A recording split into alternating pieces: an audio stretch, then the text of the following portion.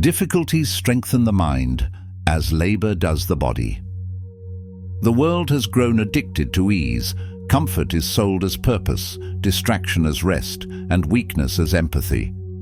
But there is a quieter truth beneath all this noise, that strength still decides who endures, that discipline still builds meaning, and that the person who does not quit, does not complain, and does not settle becomes unshakable. This is not a message for the comfortable. It is a call for those who still feel something burning beneath the surface, a need to rise, to refine, to take back control. Life is not waiting for your readiness. It will test you before you have balance.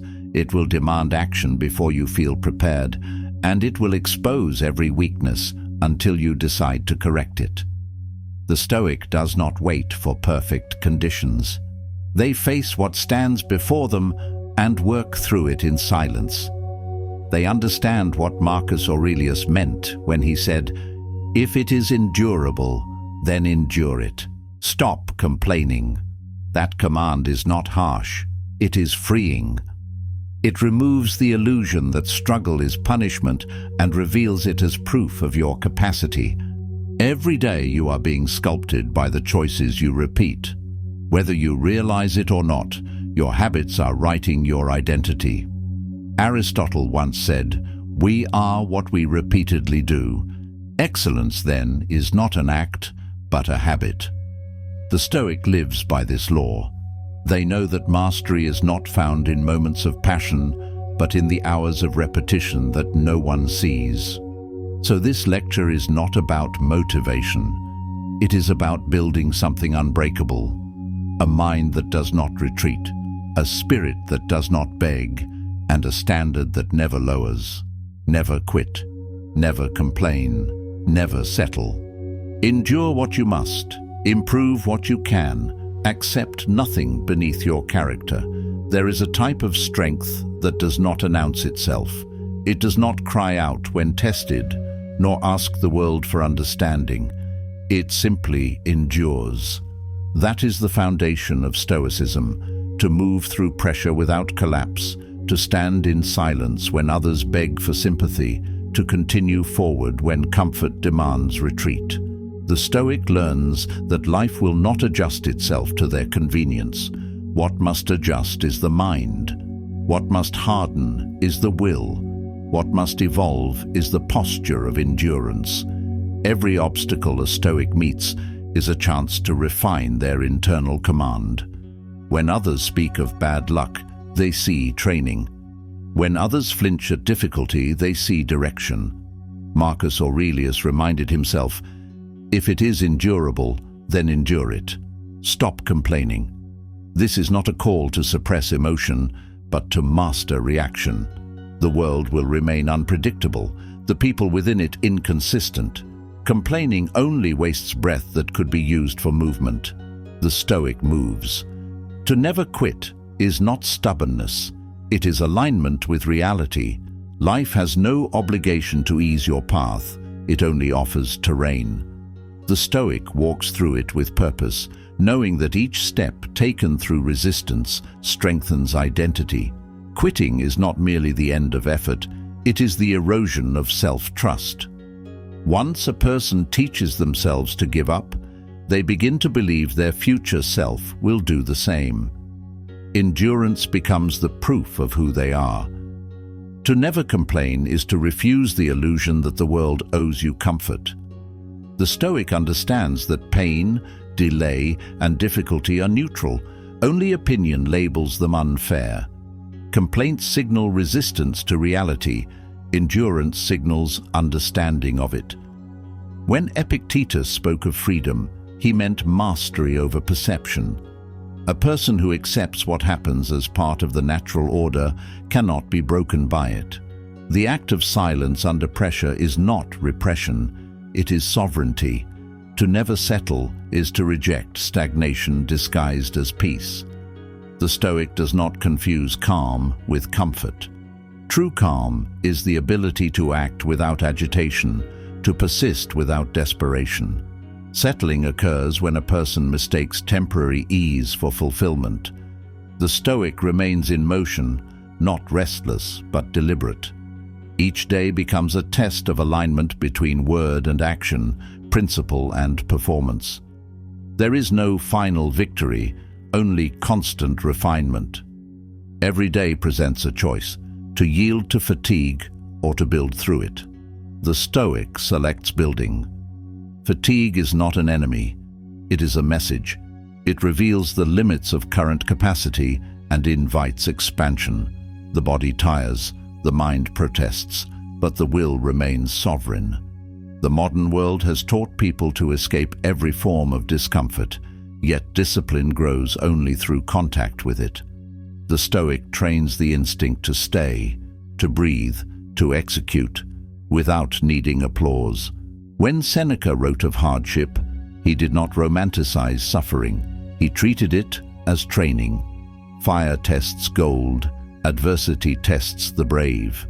Hardship is not punishment, it is purification. Each hardship removes illusions that life should be fair, that others should be kind, that progress should be painless. The Stoic who stops expecting ease becomes unstoppable. They cease negotiating with difficulty. They simply work through it until it yields. To live without complaint is not to live without awareness. It is to recognize that words shape reality. When a person complains, they multiply the weight of the event. When they remain calm, they conserve power for action. The Stoic saves energy by refusing to narrate pain. They treat adversity as data, information to adapt to, not tragedy to dramatize. The less energy wasted in protest, the more energy available for mastery. Persistence builds identity. The Stoics' repetition of action under strain carves the structure of their character. They do not wait for motivation. They construct discipline. The mind becomes a forge.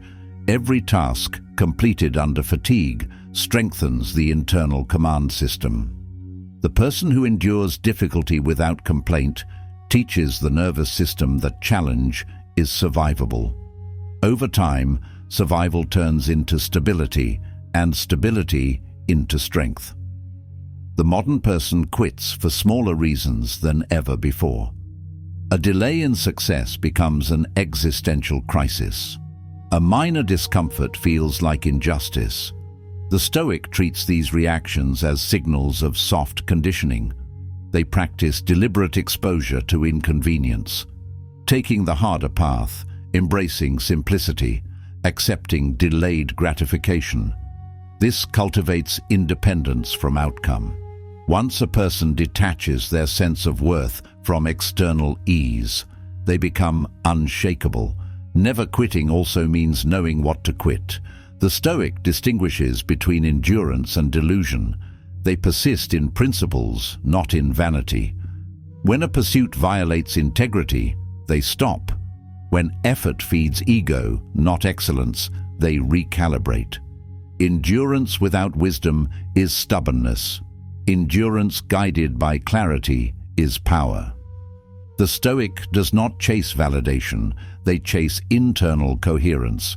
They know what must be sustained and what must be discarded. To live by the principle of never settling requires constant self-observation. Comfort disguises decay. The Stoic watches for signs of mental softness, excuses, distractions, small compromises that grow into habits. They replace indulgence with order. This is not asceticism for its own sake. It is preservation of purpose. Each moment of restraint accumulates into self-respect. Settling, in contrast, drains vitality by surrendering to inertia.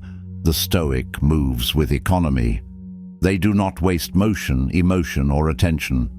Complaints are leaks in the vessel of energy. They train themselves to close those leaks. When irritation arises, they examine it instead of expressing it. When frustration builds, they convert it into productive focus. This conversion is mastery, emotion transformed into action. Silence becomes a weapon of clarity. Never quitting is not a single act. It is a way of existing. The Stoic sees effort as identity. They no longer perform discipline for outcome, they embody it. The act of continuing becomes its own reward. Seneca wrote, "He who is brave is free." Freedom here means release from compulsion. No dependence on external validation, no slavery to comfort. The Stoic strength is quiet but visible. It appears in posture, in consistency, in the refusal to yield. Modern culture promotes comfort as the highest good. Convenience, distraction, and emotional release are sold as necessities. The Stoic rejects this. They understand that ease dilutes the instinct for greatness. Comfort creates dependency. Challenge creates capability. To never settle is to resist this cultural hypnosis. It is a declaration that excellence requires discomfort. That meaning demands cost. Quitting, complaining, and settling share one root: avoidance of reality. Quitting avoids struggle. Complaining avoids acceptance. Settling avoids evolution. The Stoic confronts all three by confronting the self. They stop expecting conditions to cooperate. They remove the illusion of control over what lies beyond the will. Control exists only in perception, intention, and action. That trinity becomes the axis of endurance. Each day becomes an arena. The Stoic wakes with purpose, moves with precision, ends the day with review. They measure themselves not by emotion but by execution. Did I persist? Did I remain calm? Did I act according to principle? The answers define progress. The Stoic is not chasing motivation. They are sculpting constitution. Their discipline becomes a form of stillness in motion, an unshakable composure inside chaos. To never complain also means to never indulge in self-pity disguised as reflection. The Stoic studies setbacks without emotional narrative. They extract the lesson and discard the noise. This mental hygiene prevents decay. Self-pity corrodes clarity. Gratitude restores it. The Stoic practices gratitude not as sentimentality, but as realism, an acknowledgement that existence itself is privilege and that suffering is a feature of life, not a flaw. Every hardship repeats the same question: will you adapt or resist?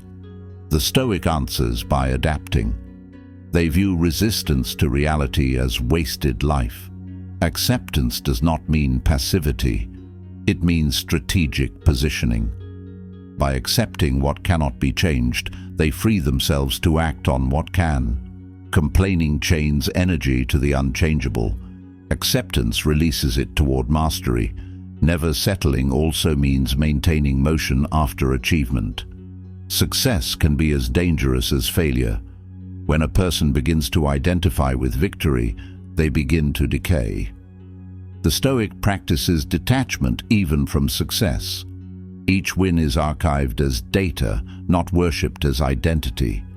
The same effort used to reach the peak is used to stay sharp. The Stoic standard does not relax with recognition.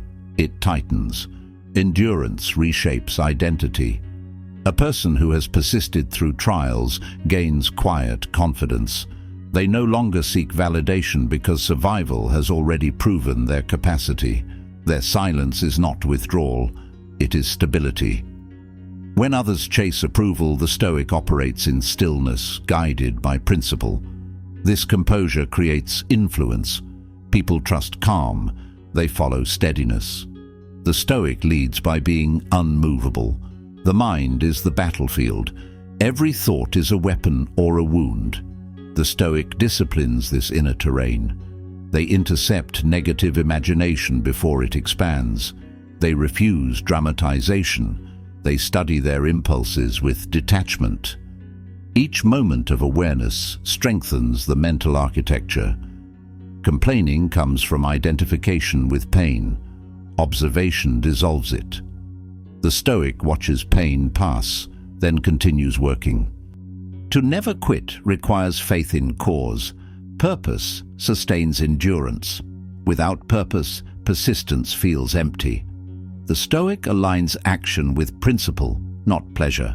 They know why they suffer, and that knowledge transforms the experience. Nietzsche's observation echoes this. He who has a why to live can bear almost any how. The Stoic's why is integrity, to act in accordance with reason, regardless of cost. Never complaining requires humility. It means admitting that your feelings are not the center of reality. The Stoic practices this humility daily. When insulted, they restrain reaction. When misunderstood, they remain still. Their ego does not need public vindication because truth requires no defense. By staying silent, they retain power. By refusing drama, they retain dignity. Never settling demands continual recalibration. The Stoic evaluates progress without vanity. They study weakness without judgment. Improvement is not a competition with others, but a return to form, to act as nature intended, rational, measured, deliberate. The Stoic does not need external motivation because duty replaces desire. They act from principle, not preference. This shift creates peace in motion. The triad, never quit, never complain, never settle, forms a unified discipline. Each supports the other. Endurance without complaint refines strength. Strength without settlement preserves growth. Together, they create an identity immune to volatility. The Stoic becomes a fixed point in a chaotic world. Their power lies not in loud declaration, but in consistent demonstration. They are proof that composure outlasts noise, pain, delay, fatigue. These are constants. The Stoic wastes no time wishing them away. They treat them as companions on the path. Complaining about them would be as foolish as cursing gravity. They are simply there. What changes is response. Response defines the human being. In this way, every hardship is an opportunity to practice mastery. Endurance becomes art. The modern mind wants quick relief. The Stoic mind wants alignment. Relief fades. Alignment endures. Relief depends on circumstance. Alignment depends on character. The Stoic invests in what cannot be taken away. When comfort disappears, their order remains. When praise fades, their principle stands. When exhaustion deepens, their discipline moves them forward. They become the constant amid impermanence. To complain is to give the world evidence that it has power over you. The Stoic gives no such evidence. They express nothing that weakens their position. Words are used for command, not catharsis. Complaints expose dependence. Silence signals control.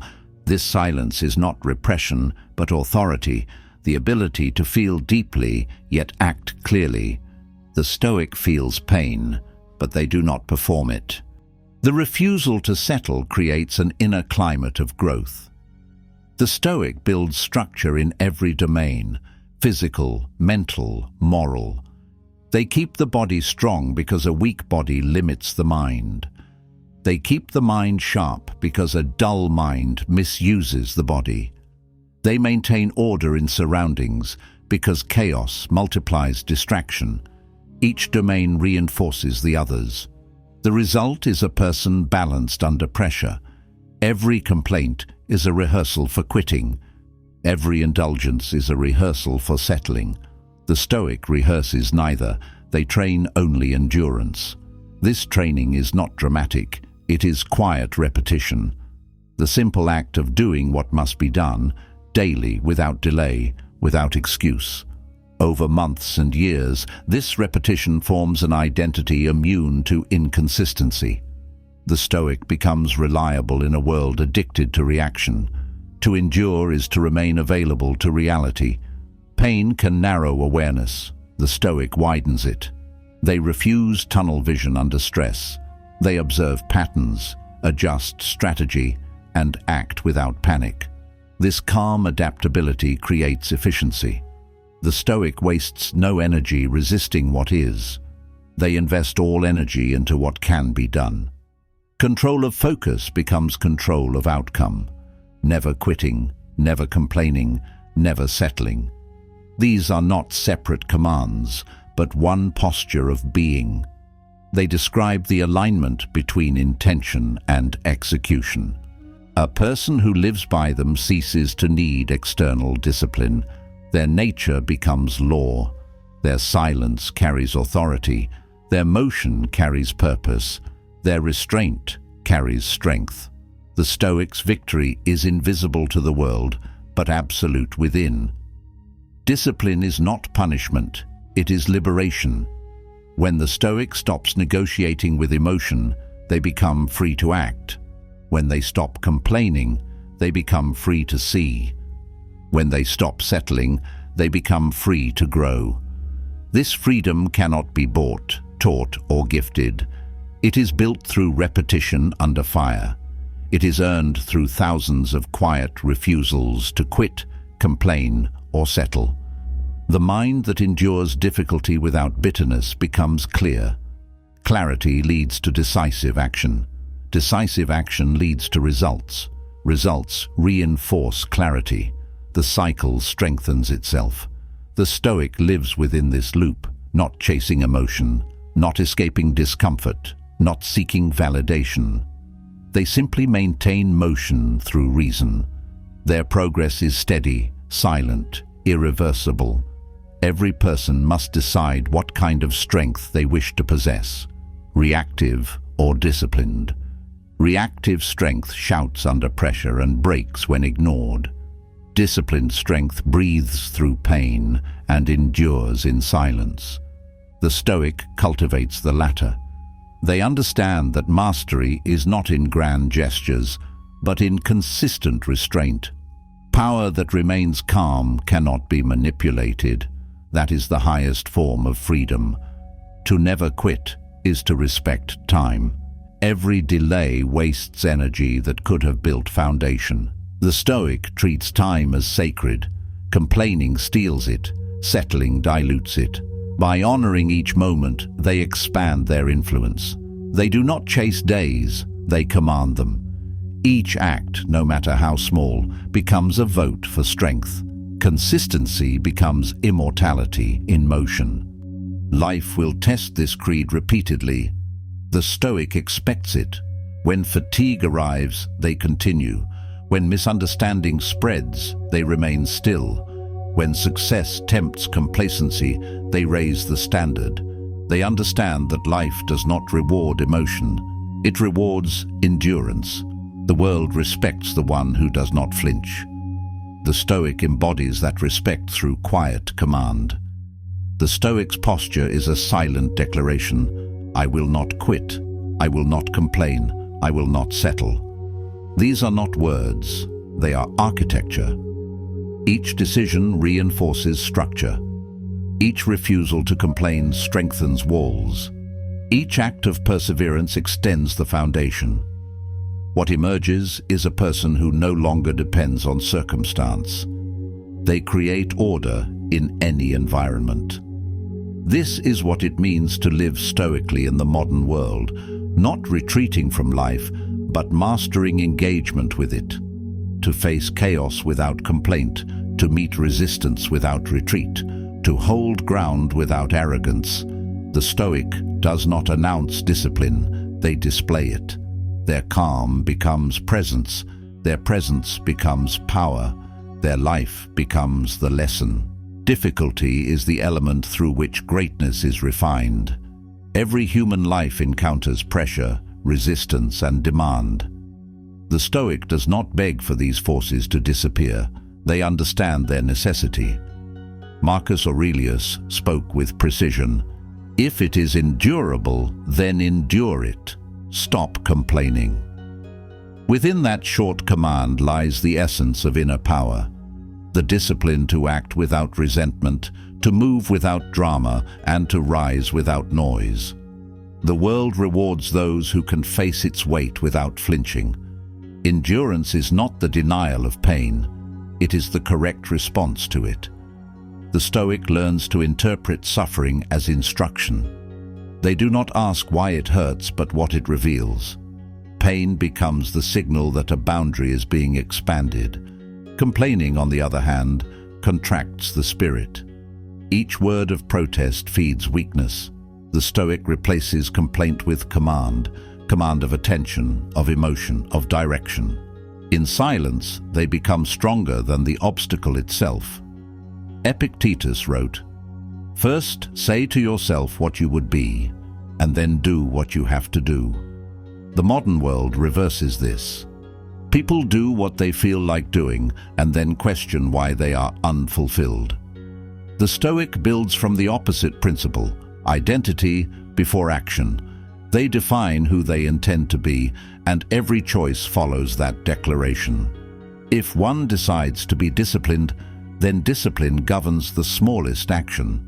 If one decides to be resilient, then resilience governs every response. There is no need to wait for motivation when the identity is already chosen. Seneca taught that difficulties strengthen the mind as labor does the body. This truth is physical and spiritual law. Resistance produces growth. When the body lifts weight, it tears and rebuilds. When the mind faces hardship, it breaks and reforms. Both processes require endurance. Complaining interferes with adaptation. Enduring completes it. The Stoic does not romanticize struggle, but they respect its function. To resist discomfort is to refuse development. To face it is to accelerate transformation.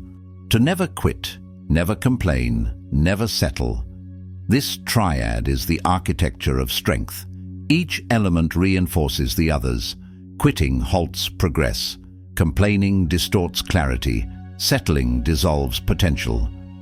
The Stoic avoids all three, not through suppression, but through replacement. They replace fear with preparation, noise with focus, stagnation with movement. They live in the narrow corridor between effort and acceptance, doing all that can be done and accepting all that cannot. Marcus Aurelius understood that the universe owes nothing to human expectation. Events unfold according to their nature, not our desire. Complaining does not alter their course. Enduring does. The Stoic accepts what happens and converts it into power. They become the craftsmen of difficulty, shaping adversity into discipline. When life resists, the Stoic responds with proportionate order. They bend reality through self-control, not force. This is mastery, quiet, deliberate, exact. To never quit is to hold faith in unseen progress. Most failures occur not because the goal was unreachable, but because endurance expired too soon. The Stoic sustains movement without evidence. They understand that work accumulates invisibly before results emerge. The mind that stays consistent when others stop gains compound advantage. Endurance becomes leverage. Each day of effort without complaint deepens internal authority.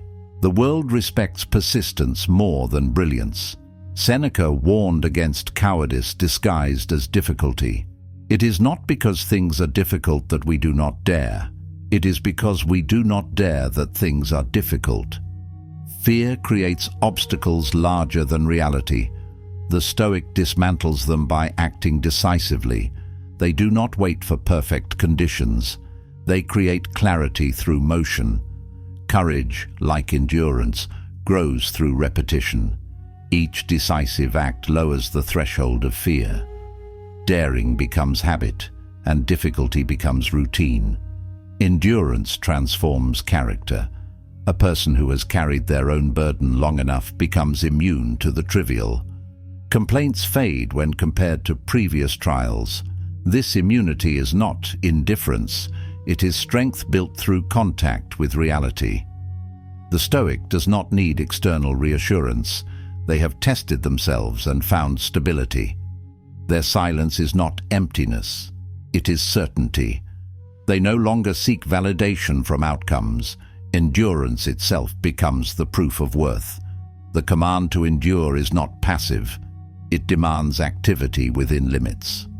When Marcus Aurelius said, If it is endurable, then endure it. He was not inviting apathy. He was teaching proportion. If something can be handled, handle it. If it cannot, accept it. Energy is preserved by this precision. Complaining wastes it on the unchangeable. Endurance invests it where it counts. This efficiency defines Stoic motion: measured, disciplined, economical. To never settle is to protect momentum from comfort. Success tempts stagnation. Once a person achieves stability, the instinct to rest grows strong. The Stoic resists this by maintaining a mindset of apprenticeship. They remain students of difficulty. Each achievement becomes a new foundation, not a throne. They return to simplicity, refining craft, sharpening discipline, strengthening composure. Settling ends evolution. The Stoic evolves by staying in motion. Epictetus's words echo like law. First say to yourself what you would be, and then do what you have to do. This instruction demands clarity before effort. The Stoic defines purpose to prevent wasted action. They do not drift between moods, they operate from identity. Each task becomes an expression of who they are, not what they feel. This alignment creates stability under chaos. When emotion wavers, principle continues the work. To live without complaint is to speak only what improves direction. Words are tools, not outlets. The Stoic uses speech to clarify thought and to instruct action. Emotional outbursts are treated as inefficiency. They train the tongue to serve reason, not emotion. This discipline extends to thought. Internal dialogue must also be ordered. The Stoic audits their mental language, removing victimhood, installing responsibility. Over time, the mind becomes an instrument of precision. Endurance is cumulative. Every moment endured without complaint increases capacity. The Stoic treats hardship as weight training for the soul. Each difficulty faced consciously expands tolerance for the next. Pain teaches control. Delay teaches patience. Fatigue teaches consistency. Through repetition, endurance becomes identity. The Stoic no longer needs to remind themselves to persist. Persistence becomes instinct. Seneca's insight that labor strengthens both mind and body applies beyond philosophy. The physical act of discipline reinforces the mental. Training, work, study, all forms of exertion polish the will. The Stoic sees no separation between mental and physical domains. A weak body undermines focus. A weak mind misdirects strength. Both must be cultivated. Labor purifies distraction, converting restlessness into structure.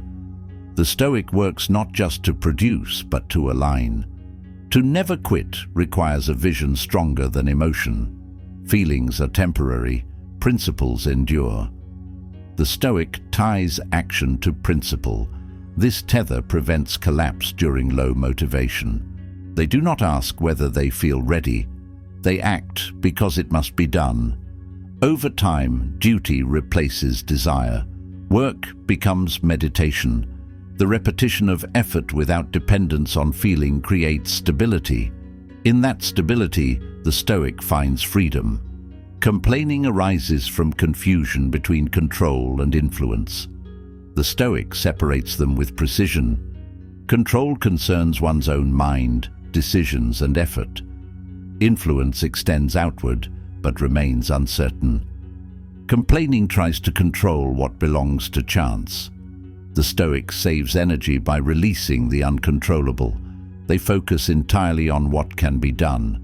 This focus transforms anxiety into power. Attention becomes a weapon against chaos. Never settling is not about aggression, it is about vigilance. The Stoic remains alert to comfort's deception. Ease whispers the lie that growth can pause. The Stoic rejects this illusion. They understand that comfort quickly turns to decay. Every day without challenge weakens capacity. To stay sharp, they seek friction, not for pain, but for precision. Difficulty keeps the blade of will honed. The Stoic also endures others. Human behavior is inconsistent. Praise and criticism, loyalty and betrayal, gratitude and neglect all appear without pattern. The Stoic expects this variance. They do not demand harmony from the crowd. Their peace comes from self-command, not public approval. When insulted, they stay silent. When praised, they stay grounded. This equilibrium preserves authority. Enduring external chaos begins with internal order. The Stoic organizes thoughts as a general arranges troops. Each belief must serve strategy. Emotional impulses that weaken formation are dismissed. Clarity commands emotion, not the reverse. Through this mental discipline, the Stoic walks calmly through conflict. Their demeanor unsettles those addicted to reaction. Calmness becomes an unspoken declaration of control. To never quit is also to accept imperfection. Progress will always be incomplete. The Stoic understands that mastery is asymptotic, always approached, never reached. This awareness removes frustration. They find meaning in the process itself. Each repetition, each test, each failure contributes to strength.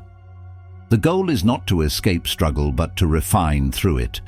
Endurance transforms frustration into education. Seneca's phrase about daring illuminates another truth. Courage must precede clarity. Waiting for fear to vanish ensures stagnation. The Stoic acts while afraid. Motion creates understanding. Each act of courage strengthens faith in reason over emotion. Fear loses precision when ignored and focus sharpens. This is how daring reshapes difficulty. By confronting it directly, the Stoic reduces its power. To never complain requires loyalty to reason over pride. The ego seeks recognition for suffering. The Stoic denies it. They endure without audience because endurance is personal evidence of command. Publicizing pain weakens its lesson. Private endurance solidifies it. The Stoic measures progress in silence. Their satisfaction is internal, measured by stability, not sympathy. The practice of endurance removes panic from failure. When the Stoic encounters loss, they analyze it as information, not tragedy. They learn, adjust, and continue. This continuity builds invincibility. A person who cannot be stopped by pain, delay, or failure cannot be controlled by the world. They become self-sustaining. Their discipline replaces luck. Their patience replaces urgency. To never settle also means refusing mediocrity disguised as balance. Modern comfort praises moderation without mastery. The Stoic understands that balance must be earned through extremes. Only after experiencing exhaustion can one appreciate rest. Only after facing chaos can one understand calm. Balance without effort is stagnation. Balance through effort is stability. The Stoic chooses the latter, building equilibrium through action. Each of these teachings converges into one posture, composure under pressure. The Stoic endures, decides, and grows. They do not perform strength, they embody it. Marcus Aurelius, Epictetus, and Seneca spoke from lived experience, leaders, slaves, and statesmen who each faced volatility without collapse. Their words remain living instruction because they apply to every era. The human condition has not changed, only the distractions have multiplied. The Stoic resists distraction by returning to command of self. Identity becomes the compass, reason the map, and endurance the movement. Every difficulty is measured against these coordinates. Quitting is deviation, complaining is noise, settling is stagnation. The Stoic eliminates all three through alignment. Once aligned, they move through life as through weather, affected but not defined by it. Pain, delay, confusion and uncertainty will continue to arrive. The Stoic does not pray for their absence, they prepare for their arrival. Preparation replaces fear with readiness. When the test comes, they meet it as a familiar. Their response is instinctive: endure, act, refine. Each encounter strengthens the architecture of command. In this way, difficulty becomes devotion, devotion to mastery. To live this way is to choose structure over chaos. The Stoic constructs an inner citadel. Complaints cannot enter. Doubt finds no purchase. Quitting cannot pass the gates. Within that citadel, calm reigns. It is not detachment from life, but engagement with precision. Every act reinforces the walls. Every silence strengthens the foundation. This is the fortress built by discipline. The command remains simple, repeated through centuries. If it is endurable, then endure it. Say to yourself what you would be and do what you must. Difficulties strengthen the mind, as labor strengthens the body. Dare and difficulty dissolves. The Stoic who lives by these truths becomes untouchable by chaos and immovable by circumstance. They never quit, never complain, and never settle, because they have become the proof that endurance is strength itself. Excellence is not an event, it is a system. Aristotle's words remain as sharp as they were when first spoken. We are what we repeatedly do. Excellence, then, is not an act, but a habit. The modern world glorifies sudden transformation, overnight success, and dramatic reinvention. The Stoic rejects that illusion. They understand that greatness emerges through repetition, small acts performed with precision, consistency, and intention. Habit is destiny written in motion. Every person becomes a reflection of their daily conduct. A single action means little. A repeated action defines identity. The Stoic does not ask for motivation. They ask for structure. They wake, move, think, and act within rhythm. Repetition becomes their anchor in chaos. The world changes daily. Their discipline does not. In this steadiness lies superiority. Those who rely on inspiration fluctuate. Those who rely on structure ascend. Aristotle's insight is a map of behavior. If one desires excellence, they must first master consistency. The Stoic trains the body and mind to act correctly, regardless of emotion. Emotion is volatile. Action must not be. Through deliberate repetition, the Stoic eliminates hesitation. Habits replace decision-making fatigue. Each action executed from principle deepens alignment between belief and behavior. The result is integrity, not moral decoration, but operational coherence. Plato echoed this truth. Excellence is not a gift, but a skill that takes practice. Modern culture worships talent as if greatness were bestowed. The Stoic sees it differently. Talent is potential. Practice is realization. Skill is carved by patience. The Stoic values progress over performance, construction over display. They know that each repetition, even unseen, adds invisible weight to future strength. What appears effortless in mastery is built from countless private repetitions. Patience is the hidden architecture behind mastery. Aristotle said, "Patience is bitter, but its fruit is sweet." The Stoic accepts this bitterness willingly. They do not expect immediate reward. They work without applause, without timeline. The sweetness of patience lies in the stability it builds. When others abandon effort, the Stoic remains. Their progress compounds quietly, creating momentum that no external praise can replicate. To never quit, never complain, never settle, these principles sustain habit formation. Quitting breaks rhythm, complaining disrupts focus, settling halts progression. The Stoic safeguards against all three by creating systems stronger than emotion. Each day is designed in advance: the schedule, the tasks, the mindset. By committing to structure, the Stoic removes negotiation. Excellence becomes predictable because behavior is consistent. The body learns through repetition what the mind must learn through reflection. Every repetition reinforces an idea. Each time the Stoic chooses order over impulse, patience over urgency, and endurance over comfort, they strengthen the neural pathways of discipline. Excellence becomes physical. The body itself begins to resist laziness and seek order. Habit converts philosophy into instinct. Plato's lesson that excellence is a skill extends beyond work. It applies to speech, thought, and perception. The Stoic practices clarity until confusion feels unnatural.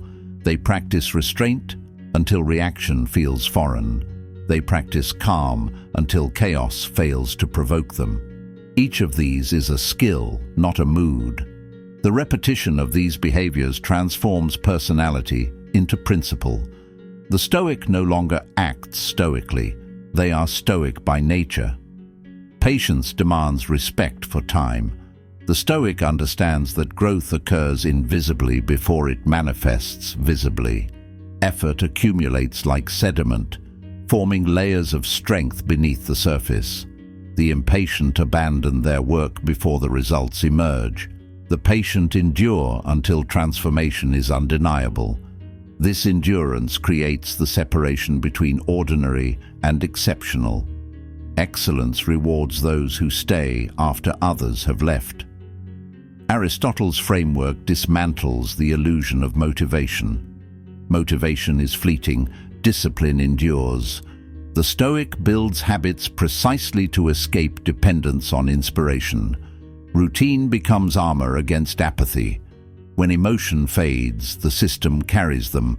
The disciplined person performs with the same precision on their best day and their worst. This is the essence of mastery: predictability under pressure. The Stoic treats every task, however small, as training for excellence. Washing dishes, writing a line, completing a repetition, all become practice for composure, focus, and order. Excellence cannot exist in fragments. It requires total alignment. A person who seeks greatness only in grand acts will fail to recognize its seed in the ordinary. The Stoic strength lies in their capacity to make the mundane sacred. Habits sculpt fate. The Stoic knows that destiny is not written by circumstance but by repetition. What one does daily outweighs what one intends occasionally. Intentions are weak without ritual. The Stoic builds rituals of excellence: morning reflection, measured labor, evening review. These practices transform abstract philosophy into lived experience. Thought without application decays. Application without thought blinds. The Stoic fuses both. Plato's notion of excellence as skill demands humility. Skills are learned through error, correction, and persistence. The Stoic expects failure as part of refinement. They view mistakes not as identity threats, but as coordinates for improvement. Each failure contains instruction. The Stoic extracts that instruction without self-pity. This emotional neutrality accelerates growth. Pride resists feedback. Humility integrates it. Aristotle's wisdom on repetition aligns with the Stoic's pursuit of stability. Stability does not mean stillness. It means reliable motion. The Stoic repeats their principles under changing conditions. When success arrives, they continue working. When loss strikes, they continue working. This constancy removes volatility from life. Their mood no longer dictates their pace. Routine becomes rhythm, and rhythm becomes resilience. Patience also refines perception. When time slows, clarity increases. The Stoic who moves patiently sees patterns invisible to the impulsive. They anticipate consequences, adjust direction, and act with economy. Impatience creates waste. Patience creates precision. The bitter taste of delay is the price of accuracy. The Stoic pays it willingly. Sweetness belongs to those who endure the wait without resentment. To never settle is to understand that excellence has no finish line. The Stoic treats achievement as maintenance, not conclusion. Each accomplishment becomes an obligation to sustain standard. Settling invites decay. The Stoic revisits fundamentals constantly: form, focus, reason. They understand that the foundation must be strengthened as the structure rises. Mastery is preserved through maintenance. Excellence as habit also means excellence as identity. When Aristotle said, "We are what we repeatedly do," he described the metamorphosis of action into being. Repetition rewires character. The Stoic no longer pretends discipline. They are discipline embodied. Every small act contributes to this transformation. The consistency of these acts becomes a form of truth, proof of integrity in motion. Patience, repetition, and excellence converge into calm. The Stoic's calm is not absence of motion. It is perfect synchronization between effort and understanding. They no longer resist process. They flow through it. Each delay becomes opportunity for refinement. Each failure becomes instruction for accuracy. Complaints vanish because there is nothing to oppose, only reality to master. The Stoic knows that time rewards those who respect it. Quick results belong to the impulsive. Enduring results belong to the disciplined. A single act of brilliance cannot rival decades of consistent effort. Greatness is compound interest in action. The Stoic invests daily without withdrawal, without spectacle. Over years, this invisible accumulation becomes visible authority. Excellence demands repetition because chaos never stops testing order. Every day brings distraction, temptation, and fatigue. The Stoic's habits defend against these assaults. Morning reflection restores direction. Labor enforces discipline. Silence restores energy.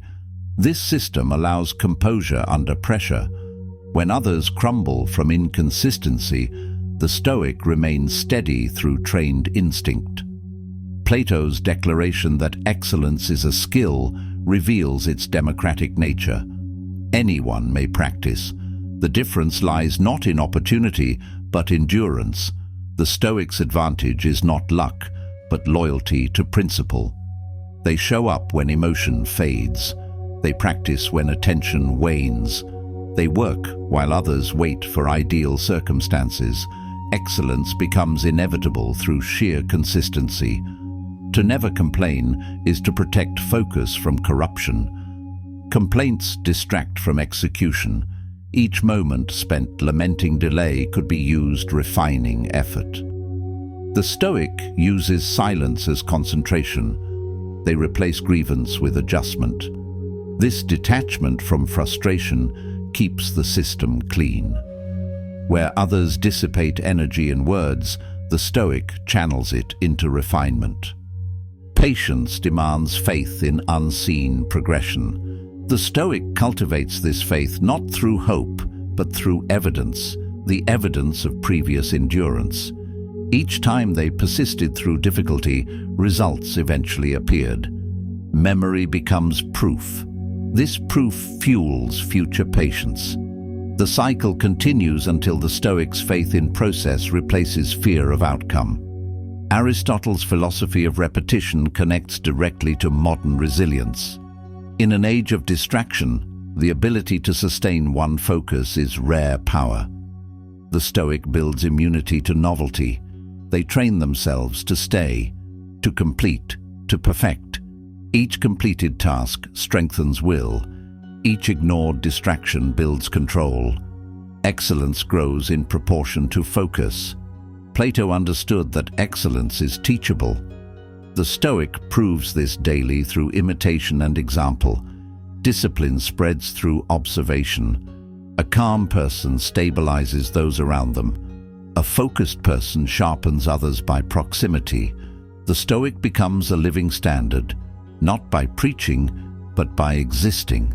Their habits speak with silent authority. Patience transforms ambition from fire into endurance. Ambition without patience burns out. Patience converts ambition into sustained heat, steady, useful, creative. The Stoic channels ambition through repetition. Desire becomes design. Design becomes destiny. This transformation removes chaos from pursuit. What remains is deliberate progression. Excellence, as Aristotle described, is not emotional but mechanical. It is built on principles of repetition, reflection, and correction. The Stoic applies this logic to every domain: health, relationships, work, thought. Each area demands its own structure, but follows the same law: small acts, consistently aligned. Mastery becomes a pattern recognized across contexts. To never quit within this framework means to preserve system integrity. One broken day does not break the person, because the system compensates. The Stoic builds redundancy, reflections that realign, routines that restart, habits that recover. This self-healing structure prevents collapse. Excellence is not perfection, it is durability. Patience also eliminates comparison. The Stoic measures progress only against previous self. Envy fades because focus narrows. Comparison distracts from mastery. The Stoic knows that excellence is internal architecture, not social currency. What matters is depth, not display. Growth becomes quiet satisfaction, not public performance. Excellence as habit eventually becomes serenity. The Stoic no longer fights chaos, they outlast it. Routine absorbs uncertainty. Each action performed with care stabilizes the mind. Days gain structure, thoughts gain order. In this harmony, peace emerges, not from escape, but from execution. Aristotle, Plato, and the Stoics converge on one truth: the path to excellence is repetition under patience. The modern person seeks acceleration, the Stoic seeks direction. Speed without alignment leads nowhere.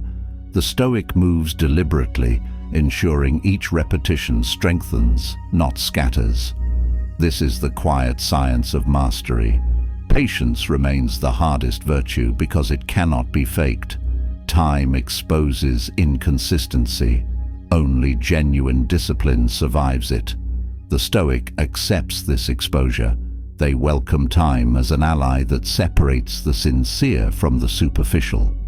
In the end, patience always rewards integrity. Excellence, patience, and habit converge into identity.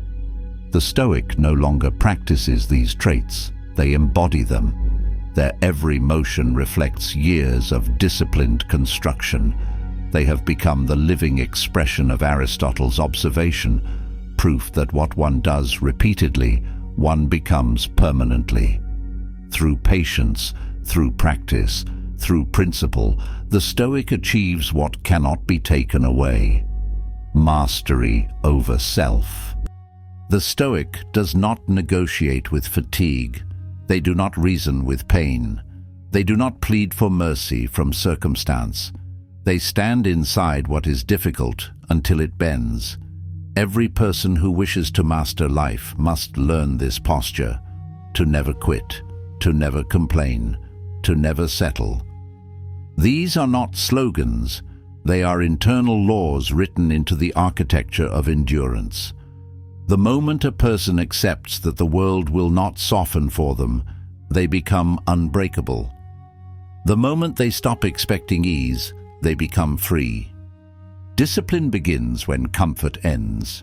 The body wants to stop, the mind wants to escape. But the Stoic learns to sit inside that resistance and breathe through it. They do not curse the hardship, they convert it into strength. Marcus Aurelius reminded himself daily that life would present difficulty, insult, and discomfort, and that he should meet them without anger. You shouldn't give circumstances the power to rouse anger, for they don't care at all. The world will move on whether you complain or not. Only the disciplined will rise from it stronger. Complaining is a confession of powerlessness. It is the language of those who believe they have been wronged by life. The Stoic does not think in those terms. When confronted by something bitter, they simply discard it. That cucumber is bitter, then throw it away. No dramatization, no endless reflection. Life is filled with unpleasant elements, thorns, delays, insults, betrayals. To waste thought on them is to surrender attention to what cannot be controlled. The Stoic moves past them, not with coldness, but with clarity. To never quit is not to never fail. It is to never flee from the process. Failure may come many times, but quitting removes the possibility of refinement. Every attempt, every repetition, every difficult morning contributes to the unseen strength that later appears as composure. The person who refuses to quit eventually moves beyond competition. They develop internal durability. They no longer need external validation because they are occupied with mastery itself. To never complain is to remove noise from the mind. Complaints scatter energy. They create a false intimacy with weakness, an agreement with one's limitations. When a person complains, they declare that the external world must change before they can endure. The Stoic reverses this order. They adapt themselves to the situation. They keep their dignity intact by meeting what is unjust with order. Silence becomes their form of power. To never settle is to protect the ambition of the soul. A person's worth is measured by the worth of their ambitions. Small ambitions create small spirits. Large ambitions require structure, restraint, and vision. The Stoic does not chase everything. They pursue what aligns with their nature. To settle would mean to abandon that higher aim for comfort, approval, or ease. To them, stagnation is a form of death. The art of persistence is not loud. It is quiet repetition. It is showing up after the excitement has faded, doing the same act with precision again and again. The modern mind seeks stimulation. The Stoic mind seeks stability. Where others look for novelty, they refine consistency. They build endurance through stillness. They find meaning in repetition. This is what separates the distracted from the disciplined. The habit of complaint is an old reflex of the ego. It wants recognition for suffering. It wants witnesses. The Stoic sees no virtue in broadcasting pain. They process it privately and transform it internally. The greatest strength often appears invisible. It exists in those who continue in silence while others talk about how hard it is. To stay composed while under pressure is a sign of mastery. Life rewards the one who can remain calm in chaos. The world is unpredictable, but the Stoic does not demand predictability. They accept the instability of events and stabilize themselves. They do not need certainty to act. They move forward regardless of how unclear the future may seem. The disciplined mind functions well under uncertainty because it relies on principle, not comfort. Those who complain look outward. Those who endure look inward. When you direct energy outward toward complaint, you weaken your inner control. When you hold it inward, you build strength. Every complaint is an opportunity lost to improve something within. This is why Stoics treat discomfort as a form of practice. It trains them to strengthen the boundary between the external and the internal. To never quit means to stay loyal to one's duty, even when emotion no longer supports it. Many people are faithful when inspired. Few are faithful when exhausted. The Stoic is built to continue without inspiration. They act because the act is right, not because it feels rewarding. The emotion may come and go, but the principle stays. This stability is what builds character. To never complain is to recognize the futility of dramatizing reality. Anger does not change facts. Complaints do not fix obstacles. Only discipline reshapes conditions. The Stoic has no interest in emotional performances. They know that energy spent lamenting is energy stolen from action. They prefer the sharpness of silence over the dullness of reaction. To never settle is to refuse self-betrayal. The comfort of mediocrity seduces the tired mind. The Stoic resists this comfort as a form of discipline. They understand that temporary peace gained through surrender leads to long-term unrest. They would rather endure tension in pursuit of excellence than rest in the ease of stagnation. This is how inner standards rise. Marcus Aurelius reminded himself to count blessings rather than chase fantasies. Do not indulge in dreams of having what you have not, but reckon up the chief of the blessings you do possess. Gratitude is the counterweight to complaint. When the mind focuses on what is missing, it multiplies discontent. When it focuses on what is present, it finds strength to act. The Stoic uses gratitude as armor against frustration. The modern world conditions people to expect ease. Every inconvenience is treated as injustice. Every delay is taken personally. The Stoic rejects this fragility. They see that nature owes them nothing and that resilience is self-created. Life is indifferent, but that indifference is liberating. The disciplined person learns to operate without depending on approval or smoothness. They train their will to hold shape under resistance. Difficulty is not an interruption, it is the path itself. The Stoic knows this and therefore meets difficulty with respect. They do not exaggerate its weight, they simply move through it. Those who expect comfort crumble when faced with difficulty. Those who expect difficulty remain calm. The difference is preparation. The Stoic practices hardship mentally before it arrives, so when it does, they are already familiar with its form. To never quit means to maintain alignment with one's highest standard despite exhaustion.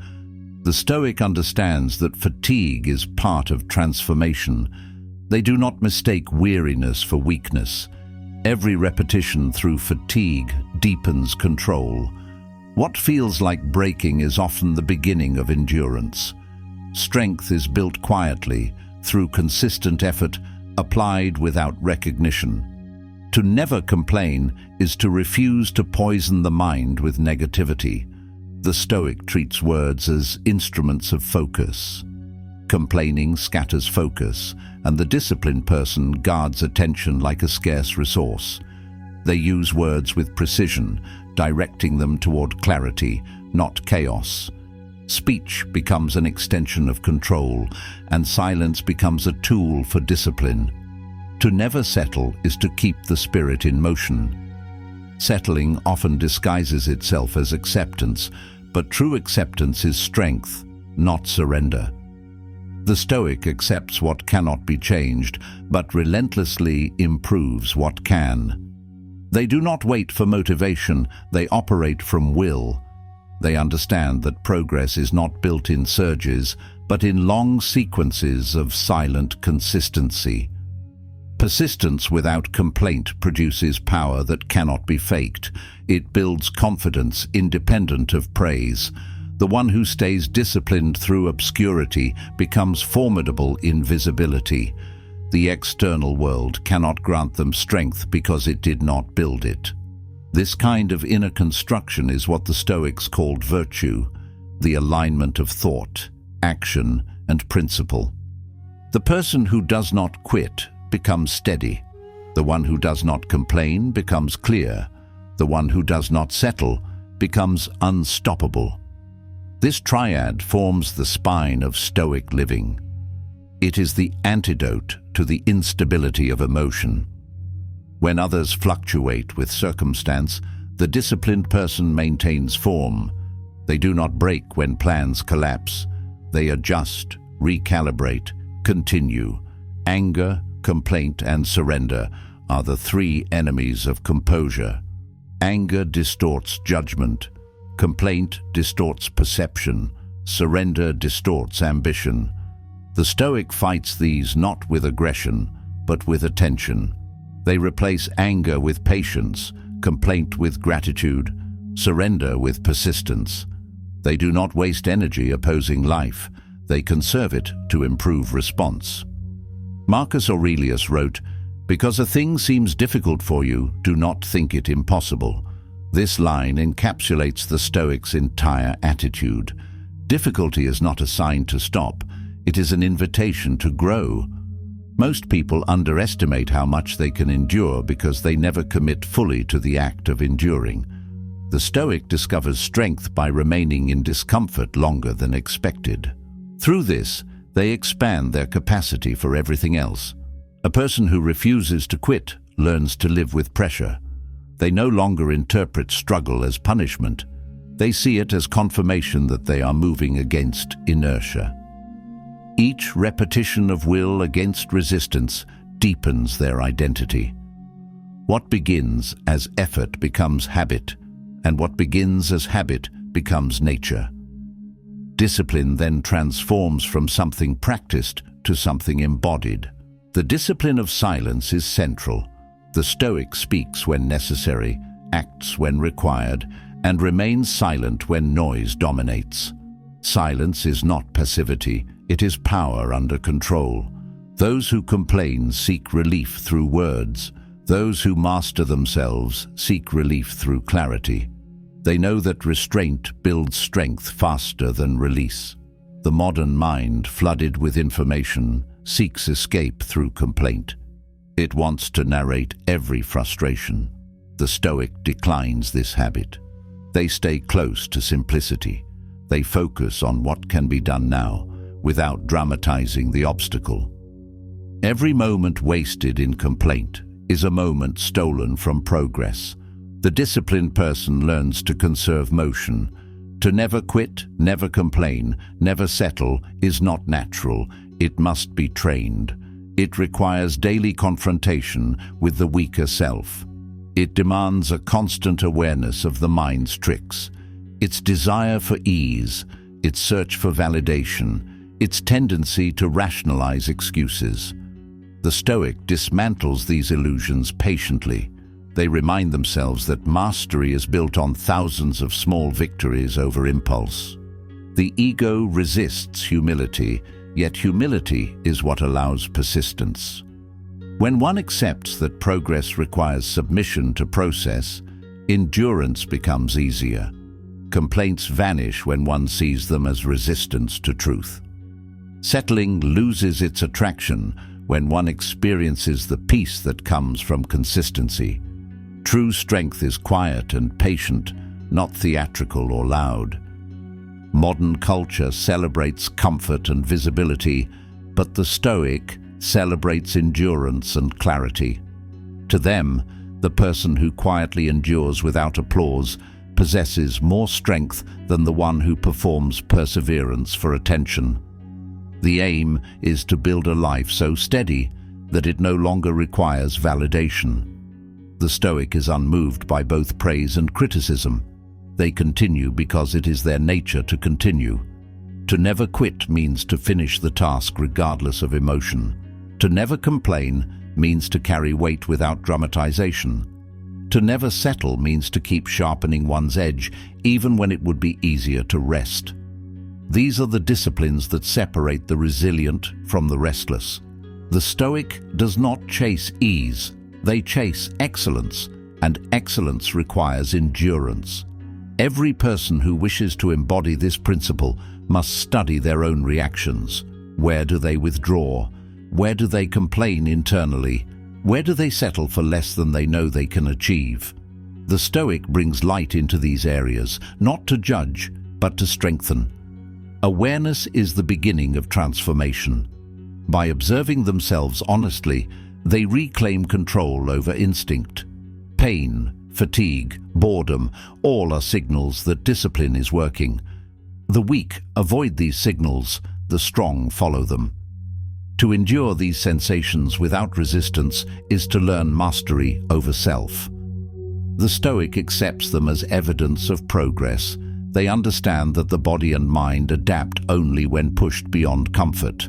What breaks you today will strengthen you tomorrow if you stay. Complaints are a luxury of the untrained. The trained mind uses every event as instruction. When things go wrong, the Stoic asks, "What is within my control?" and acts accordingly. This mindset removes chaos. The person who thinks like this becomes a force of stability. They are unaffected by the volatility of emotion or circumstance because they operate on principle. To never settle is to stay loyal to evolution. It is refusing to identify with an old version of oneself. The Stoic renews their standards constantly. Each day they begin again, building from what was learned yesterday without attachment to past success. This keeps the spirit fresh. Those who settle grow stagnant because they confuse comfort with peace. The Stoic seeks peace through mastery, not ease. To quit is to deny growth. To complain is to deny gratitude. To settle is to deny potential. The disciplined person lives in rejection of these denials. They build a life that expands through resistance. They seek no applause because they understand that excellence exists in the act itself. Their work is their philosophy, and their endurance is their proof. A person who masters these principles no longer reacts impulsively. They observe, they act, they return to calm. This is what makes Stoicism powerful. It is not emotionless, it is emotionally disciplined. It does not destroy feeling, it structures it. The Stoic feels deeply but acts deliberately. They have trained themselves to channel emotion into productive force. To never quit, never complain, never settle, is to live aligned with nature's demand for strength. The universe does not cater to the weak. It evolves through friction. Every living thing must endure change. Those who resist it suffer. Those who align with it grow. The Stoic aligns with it by making struggle sacred. They see hardship as a dialogue with reality, not a punishment. The path of discipline is simple, not easy. To rise early when tired, to remain calm when provoked, to act when uninspired, to continue when unseen. These repetitions carve identity into something indestructible. No external loss can take it away because it was not given by the external world. It was built internally, one decision at a time. Every complaint weakens focus. Every act of endurance strengthens it. Every time a person refuses to settle, their confidence compounds. Life then becomes less about control and more about conduct. The Stoic no longer asks for easier circumstances, they ask for stronger character. This mindset ends the cycle of frustration and begins the era of mastery. To live this way is to rise above circumstance. It is to treat difficulty as a teacher, not an enemy. The disciplined mind looks at pain, loss, or challenge and asks, "What is this showing me about myself?" They extract lessons rather than lament conditions. They move forward in silence, leaving behind those still debating fairness. This is a foundation for anyone who wants peace with strength. The Stoic does not look for motivation. They build systems of duty. They do not seek admiration, they seek alignment. In the stillness of their persistence, life reveals itself as it truly is, indifferent, demanding, and deeply rewarding to those who stay. Fear of the future weakens the mind. It divides focus, fractures calm, and fills the present with shadows of what may never arrive. The Stoic stands apart from this habit of imagination. They meet each moment with the same tools they already hold: reason, discipline, composure. Marcus Aurelius wrote, "Never let the future disturb you. You will meet it, if you have to, with the same weapons of reason which today arm you against the present. The meaning is precise. The future is only a repetition of what you already face. It will not require new tools, only the continued mastery of the ones you have now. The person who trains their reason today does not fear tomorrow. Every exercise in composure prepares them for the next storm. Worry invents battles that may never occur, while preparation strengthens the will for any that do. The Stoic does not predict, they prepare. They understand that fear is imagination without control. When attention drifts into what might happen, strength leaves what is happening. To stay in the present is to keep all energy available for action. The mind seeks security and forecasting, but life never obeys the forecast. The Stoic accepts this law. They rely on principles, not predictions. If hardship arrives, they will meet it with order. If fortune arrives, they will meet it with restraint. Either way, they remain armed. This quiet readiness is power. Neither expectation nor dread can disturb it. The disciplined person does not wait for calm conditions to act with clarity. They act with clarity regardless of condition. The habit of projecting into the future drains vitality. Each imagined disaster costs the mind a portion of its strength. Anxiety grows in the gap between control and uncertainty. The Stoic narrows that gap by refusing to fill it with fantasy. They remind themselves that the same strength used to endure the present will serve again. Nothing in the future requires panic, only patience and method. Reason is a renewable weapon. It grows sharper with use. Every situation met calmly refines it further. Each moment of restraint builds the next. This is why the Stoic trains every day, not for comfort, but for consistency. They know that fear is weakened by familiarity. When the mind is used to discipline under stress, uncertainty loses its edge. The unknown becomes just another form of the known. The second teaching follows naturally. It is essential for you to remember that the attention you give to any action should be in due proportion to its worth, for then you won't tire and give up if you aren't busying yourself with lesser things beyond what should be allowed. Focus must be disciplined. Attention is a resource.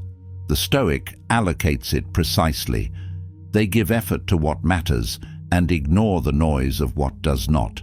Fatigue often comes not from difficulty, but from dispersion. A person who divides their mind among trivialities weakens themselves for the essentials. Every distraction is a small betrayal of purpose. The Stoic cuts away the unnecessary with precision. They understand that clarity is strength, and strength requires conservation. When one spends attention carelessly, exhaustion follows. When attention is guarded, endurance multiplies. This is the mathematics of discipline. The modern mind mistakes busyness for purpose. It fills the day with noise and then wonders why calm disappears. The Stoic measures each act by worth. They do not hurry through life collecting tasks that do not serve their aim. Each decision passes through a filter. Does this strengthen or scatter me? This question preserves both energy and peace. It transforms time into a weapon instead of a burden. The one who gives attention in proportion to worth never burns out. Their effort is strategic, not frantic. They rest without guilt because their focus has direction. This is what separates true endurance from blind effort. To continue meaningfully, one must first act meaningfully. Every action should align with purpose, otherwise it drains more than it builds. The Stoic's calm is a byproduct of such alignment. To fear the future is to misuse the present. The energy meant for action becomes fuel for imagination. The Stoic reclaims that energy by disciplining their thoughts. They remind themselves that the future is not an event, but a concept. It exists only in the mind, and the mind can be trained to ignore illusions. The disciplined person brings attention back to what can be touched, seen, or done now. This recentering kills anxiety at its root. Preparation without fear becomes a source of confidence. Fear without preparation becomes paralysis. The Stoic practices the first. They visualize difficulty not to suffer in advance, but to remove surprise. When the event comes, they meet it as expected. This removes the emotional weight of shock. Life becomes manageable because nothing is treated as impossible. Each challenge is absorbed into the flow of reason. Every act of restraint today is an investment in composure tomorrow. The person who panics daily weakens their endurance. The person who endures calmly grows unshakable. This difference compounds with time. The Stoic understands that future stability is built by present discipline. The way you respond to one hardship determines how you will respond to the next. Those who scatter their attention across the unimportant will always feel time slipping away. The Stoic treats time as sacred. They refuse to waste it on lesser things. They approach each task with precision, give it full attention, and move on. This orderliness creates mental space for clarity. It also prevents exhaustion. The undisciplined person is always tired because they fight unnecessary battles. To live by reason is to live without panic. Reason does not eliminate emotion, it organizes it. It gives each feeling its rightful size. When the mind is trained to pause before reaction, life becomes slower internally, even if fast externally. The Stoic's calm is not inaction, it is control. They direct attention with intention. They decide what deserves energy and what does not. Anxiety often grows from wanting to control outcomes. The Stoic only controls conduct. They leave the rest to nature. This shift of focus from result to process releases mental pressure. It turns fear into concentration. What others call uncertainty, the Stoic calls opportunity to apply discipline. Each uncertain moment becomes a test of the system they have built within. Energy follows attention. When directed well, it strengthens. When scattered, it depletes. The Stoic channels attention into actions that have real weight. They refuse to give emotional investment to temporary irritations.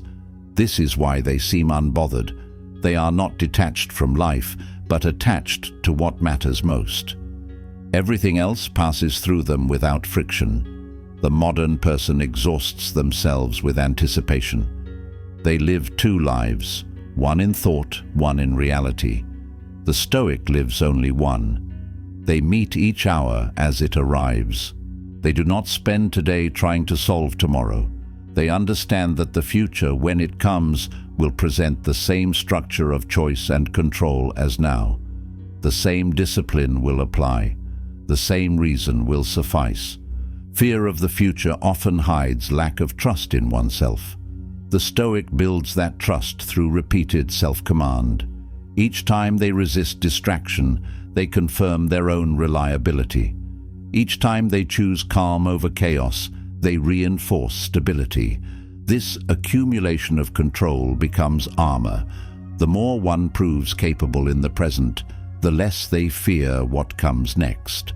To allocate attention proportionately requires honesty. Many tire themselves with pursuits they secretly know are meaningless. They continue out of habit or appearance. The Stoic ends this pattern by prioritizing truth over comfort. They stop pretending that every demand deserves response.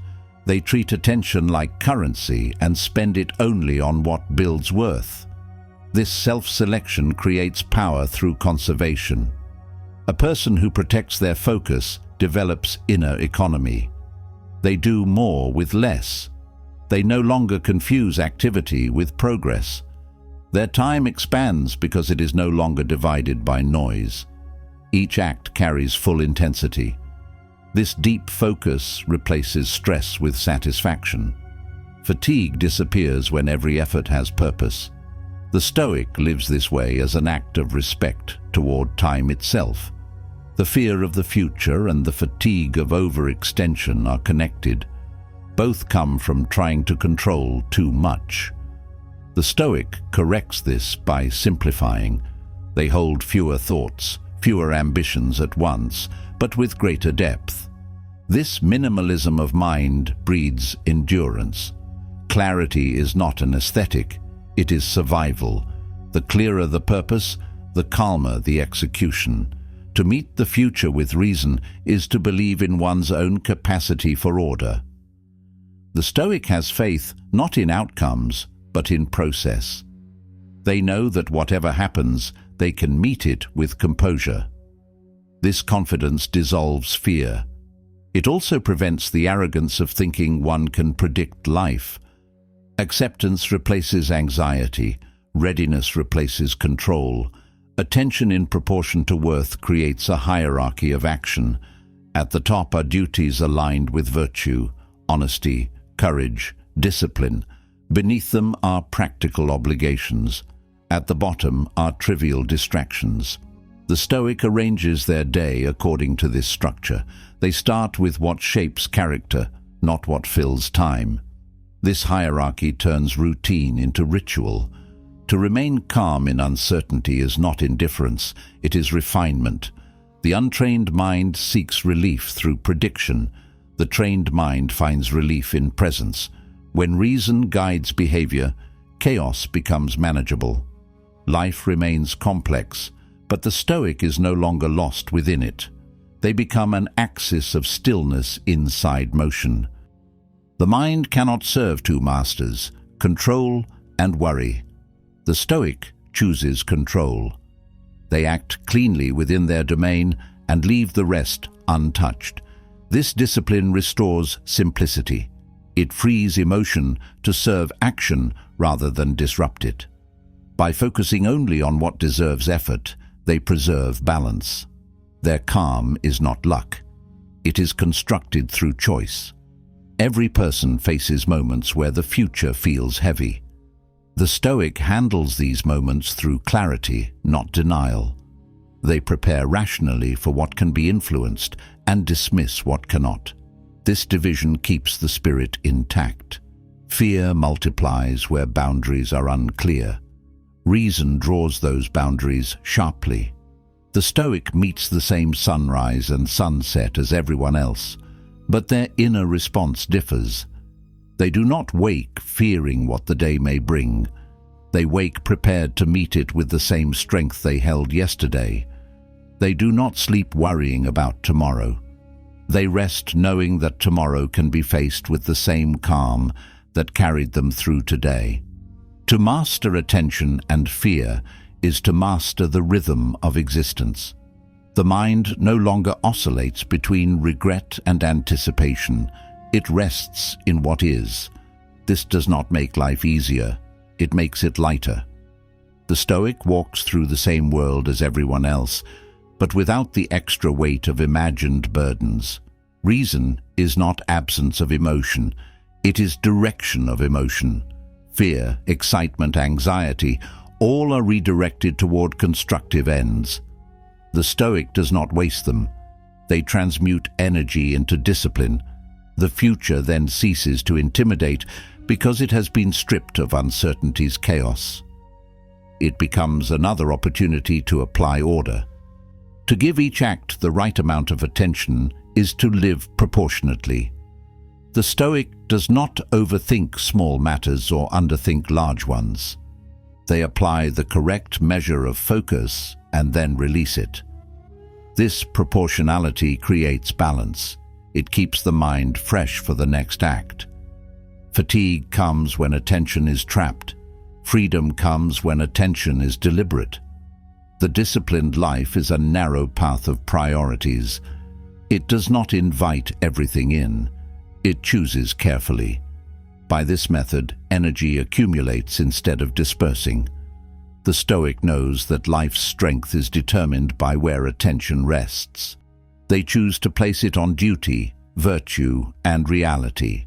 The rest dissolves on contact. To live this way is to step out of anxiety's cycle. It is to meet the future as a repetition of the present's lessons. The same composure, the same reason, the same courage. All that has carried one through today will suffice again. Fear loses its argument when one realizes that they already possess what is needed to endure.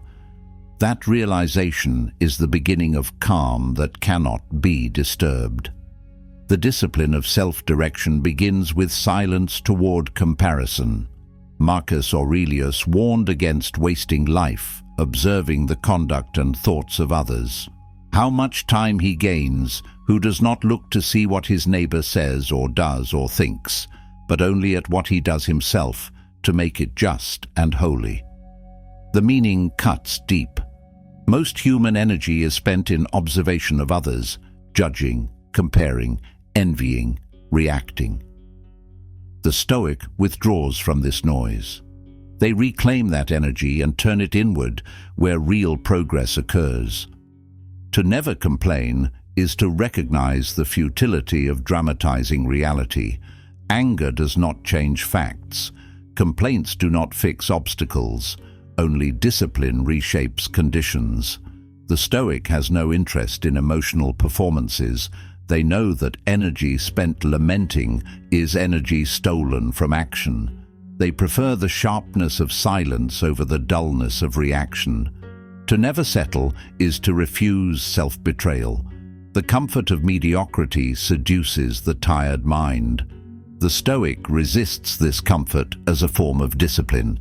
They understand that temporary peace gained through surrender leads to long-term unrest. They would rather endure tension in pursuit of excellence than rest in the ease of stagnation. This is how inner standards rise.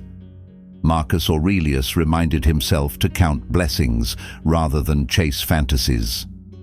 Do not indulge in dreams of having what you have not, but reckon up the chief of the blessings you do possess. Gratitude is the counterweight to complaint. When the mind focuses on what is missing, it multiplies discontent. When it focuses on what is present, it finds strength to act. The Stoic uses gratitude as armor against frustration. The modern world conditions people to expect ease. Every inconvenience is treated as injustice. Every delay is taken personally.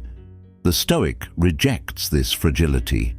They see that nature owes them nothing, and that resilience is self-created. Life is indifferent, but that indifference is liberating. The disciplined person learns to operate without depending on approval or smoothness. They train their will to hold shape under resistance. Difficulty is not an interruption, it is the path itself. The Stoic knows this and therefore meets difficulty with respect. They do not exaggerate its weight, they simply move through it. Those who expect comfort crumble when faced with difficulty. Those who expect difficulty remain calm. The difference is preparation. The Stoic practices hardship mentally before it arrives, so when it does, they are already familiar with its form. To never quit means to maintain alignment with one's highest standard despite exhaustion. The Stoic understands that fatigue is part of transformation. They do not mistake weariness for weakness. Every repetition through fatigue deepens control. What feels like breaking is often the beginning of endurance. Strength is built quietly, through consistent effort, applied without recognition. To never complain is to refuse to poison the mind with negativity. The Stoic treats words as instruments of focus. Complaining scatters focus, and the disciplined person guards attention like a scarce resource. They use words with precision, directing them toward clarity, not chaos. Speech becomes an extension of control, and silence becomes a tool for discipline. To never settle is to keep the spirit in motion. Settling often disguises itself as acceptance, but true acceptance is strength, not surrender. The Stoic accepts what cannot be changed, but relentlessly improves what can. They do not wait for motivation, they operate from will. They understand that progress is not built in surges, but in long sequences of silent consistency. Persistence without complaint produces power that cannot be faked. It builds confidence independent of praise. The one who stays disciplined through obscurity becomes formidable in visibility. The external world cannot grant them strength because it did not build it. This kind of inner construction is what the Stoics called virtue, the alignment of thought, action, and principle. Attention is the currency of life. Whatever receives it grows stronger. When it is spent on others' opinions, the self weakens. When it is invested in personal order, strength accumulates. The Stoic guards this attention like a soldier guards rations in a siege. They do not allow gossip, jealousy, or comparison to consume what could build discipline. They understand that every moment spent measuring another is stolen from the shaping of one's own mind. The modern world thrives on comparison. Every digital surface invites the mind outward, into approval, envy, distraction. The Stoic moves in the opposite direction. They observe themselves not as a critic, but as a craftsman examining their work. They measure progress by clarity of action, not by status or noise. Their peace grows in direct proportion to how little they care about being seen. When one stops looking sideways, they begin to see forward. The mind regains linear focus. Decisions become clean. The fog of imitation lifts. Most people act as mirrors reflecting what they see others doing. The Stoic acts as a source. They generate conduct from principle, not imitation. This independence is the first form of freedom. The person who minds their own path gains time, and with it, depth. Time scattered across opinions never accumulates into mastery. But when gathered into purpose, it becomes momentum. The Stoics' day is organized around duty, not comparison. They measure themselves against their own potential, not against another's performance. This self-referential focus is what allows genuine progress. Comparison leads to bitterness because it is endless. There will always be someone ahead or behind. The Stoic sees this cycle as a trap. They do not resent success in others, nor celebrate their failure. They treat both with indifference. Each person carries their own struggle. The only useful question is, am I living according to reason right now? Those who constantly monitor others lose the strength to improve themselves. Judgment becomes entertainment, and entertainment breeds decay. The Stoic refuses to participate in this passive consumption. They turn observation into self-examination. Every thought directed outward is redirected inward. How do I act? What do I control? What must I correct? Through this practice, comparison transforms into discipline. A person who keeps to their own path becomes less reactive. They no longer interpret others' actions as personal signals. Praise does not inflate them. Criticism does not disturb them. They understand that perception is filtered through the minds of others, and that no one can fully see their internal order. Freedom begins when external opinion loses weight. The pursuit of self-control replaces the pursuit of approval. The Stoic trains to be unseen if necessary, as long as their conduct remains just. To be just is to act in accordance with truth, not trend. The world changes fashions of thought and virtue. The Stoic stays anchored. They move through the noise with quiet precision, guided by their own principles. Isolation from comparison does not mean isolation from humanity. It means detachment from distraction. The Stoic still observes others with compassion, but without imitation. They study strength, not popularity. They learn from wisdom, not from spectacle. This selective perception allows them to absorb what is useful and discard what is corrupting. The greatest gain from ignoring others' judgment is peace of mind. The mental static of constant observation disappears. Clarity expands in its place. The Stoics' energy becomes focused, deliberate, and efficient. They no longer waste motion reacting to what others think. They spend it refining what they know is right. In this, time itself seems to slow down. When attention is reclaimed, one begins to see how much of life was wasted in invisible comparison. Subtle envy, quiet resentment, small self-conscious adjustments.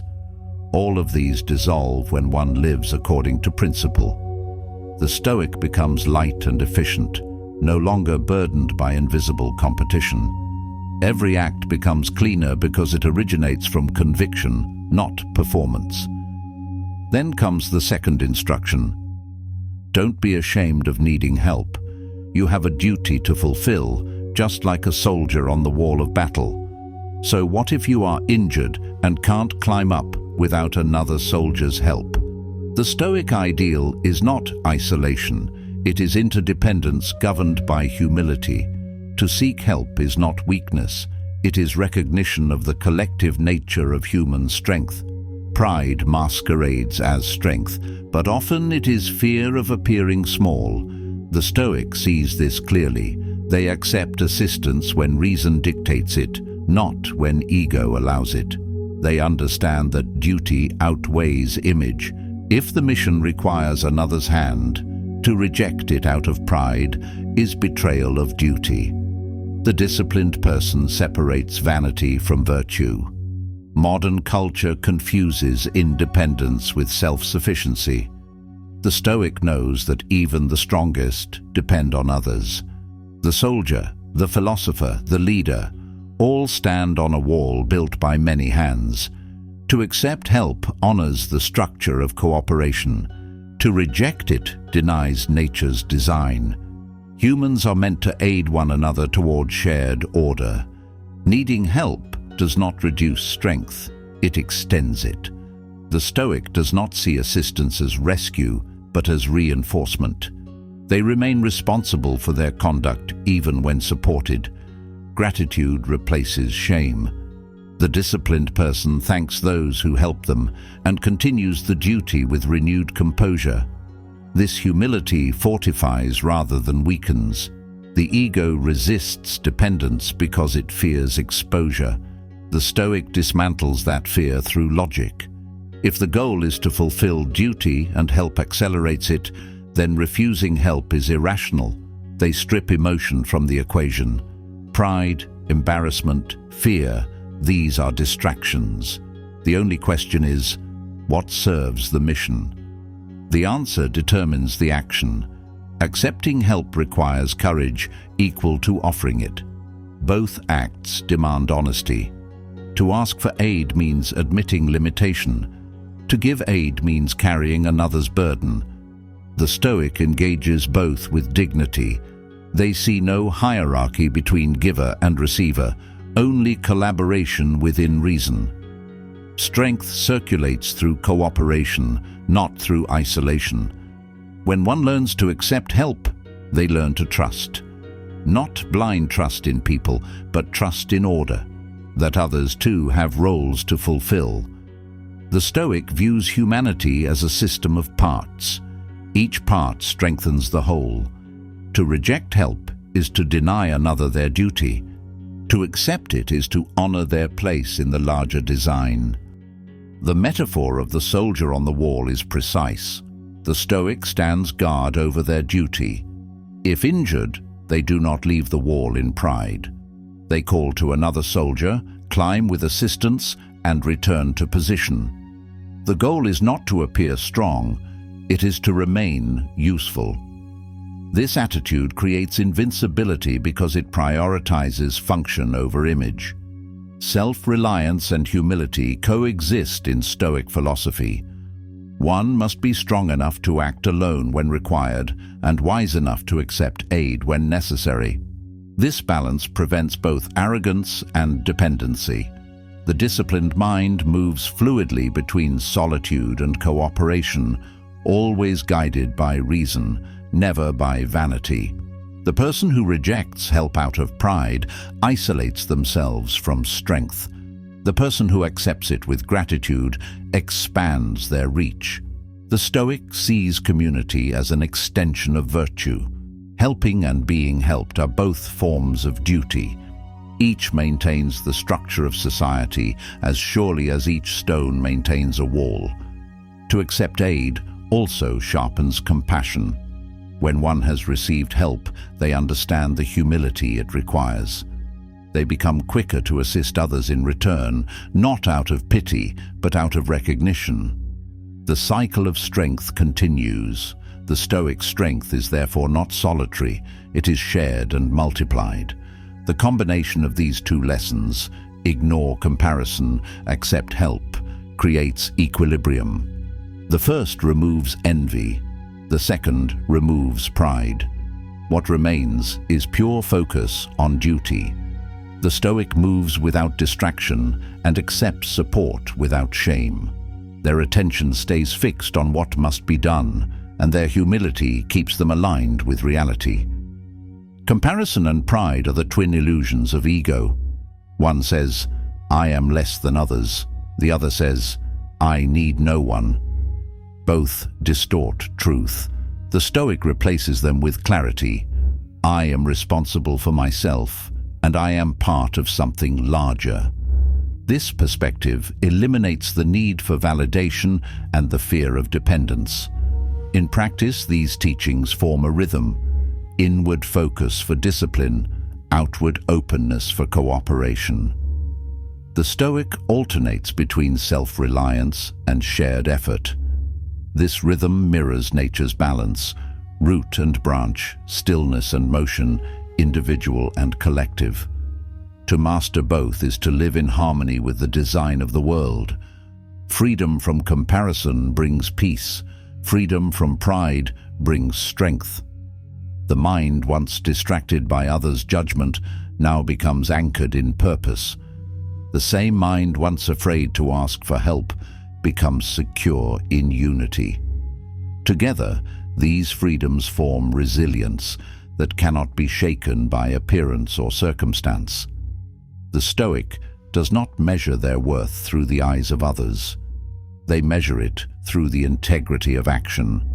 Nor do they hide behind the illusion of self-sufficiency. They understand that a mission fulfilled through shared strength honors reason itself. In this union of independence and humility, life becomes both disciplined and humane. Each act performed without comparison and each help accepted without shame refines the soul. The Stoic becomes both precise and kind, disciplined and connected. Their life serves as quiet proof that strength does not isolate, it integrates. They move through the world as a part of its order, not above or beneath it. The modern world rewards performance and punishes vulnerability. The Stoic rejects both extremes. They seek truth instead of image. They live neither for admiration nor for pity. They focus on conduct, on justice, on contribution. When assistance comes, they receive it with gratitude. When success comes, they meet it with restraint.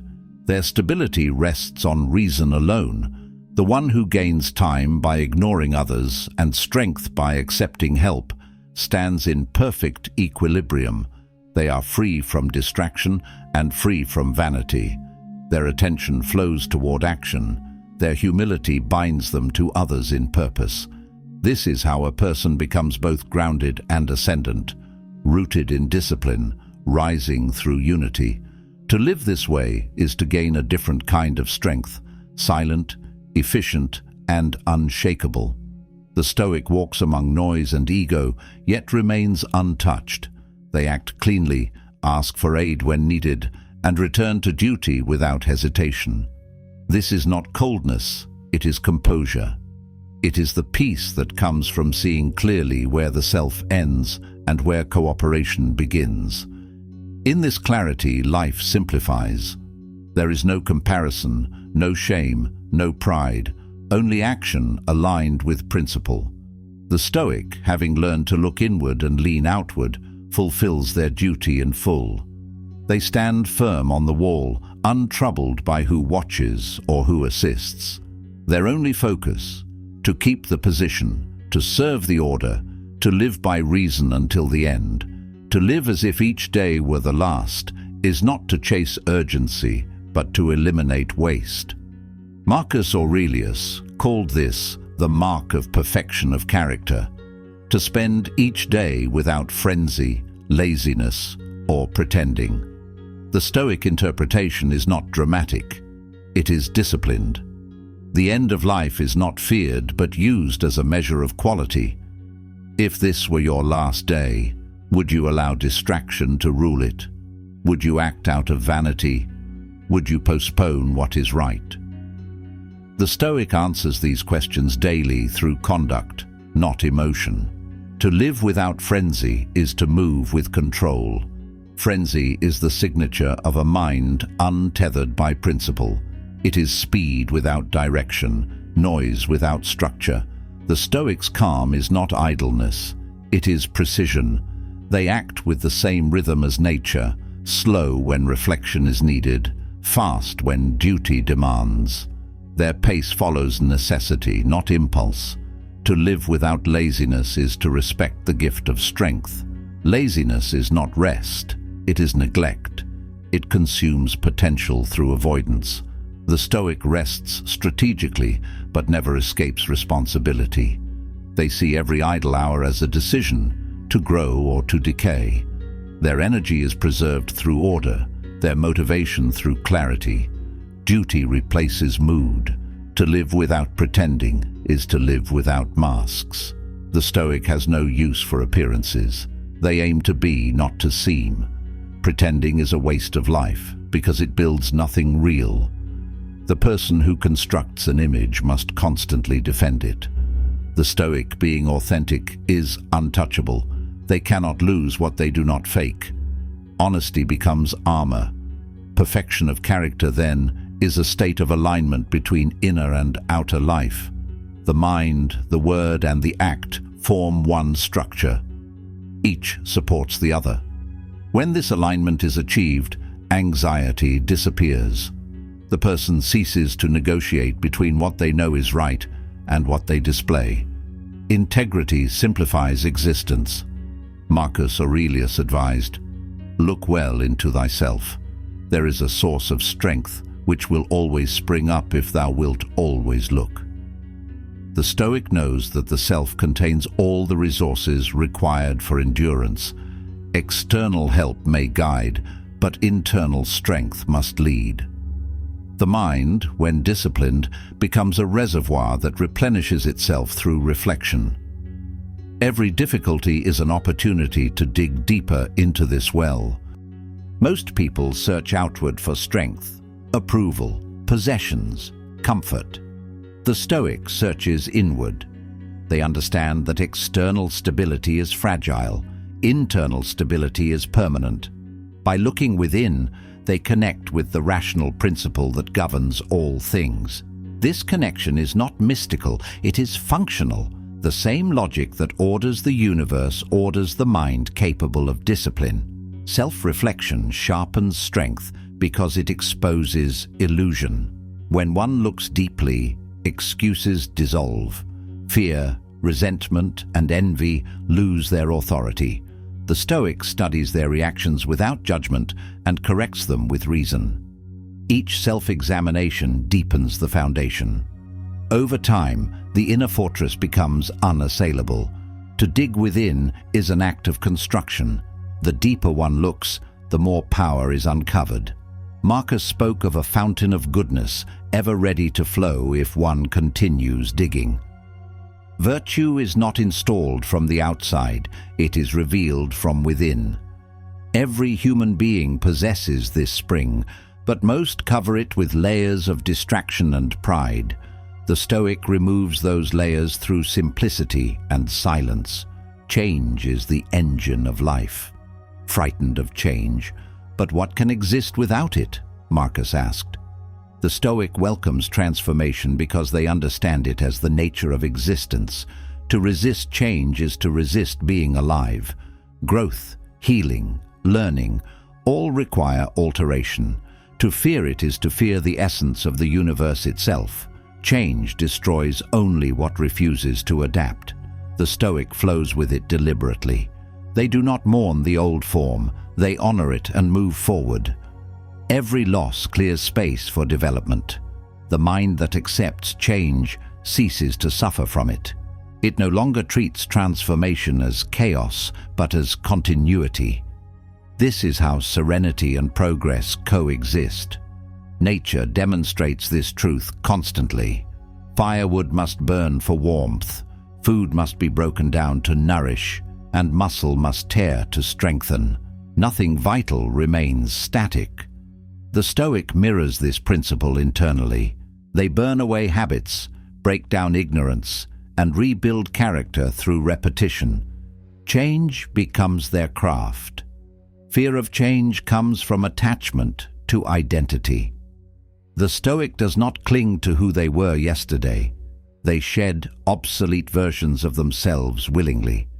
Each day offers new evidence, new trials, new corrections. To stay rigid is to decay.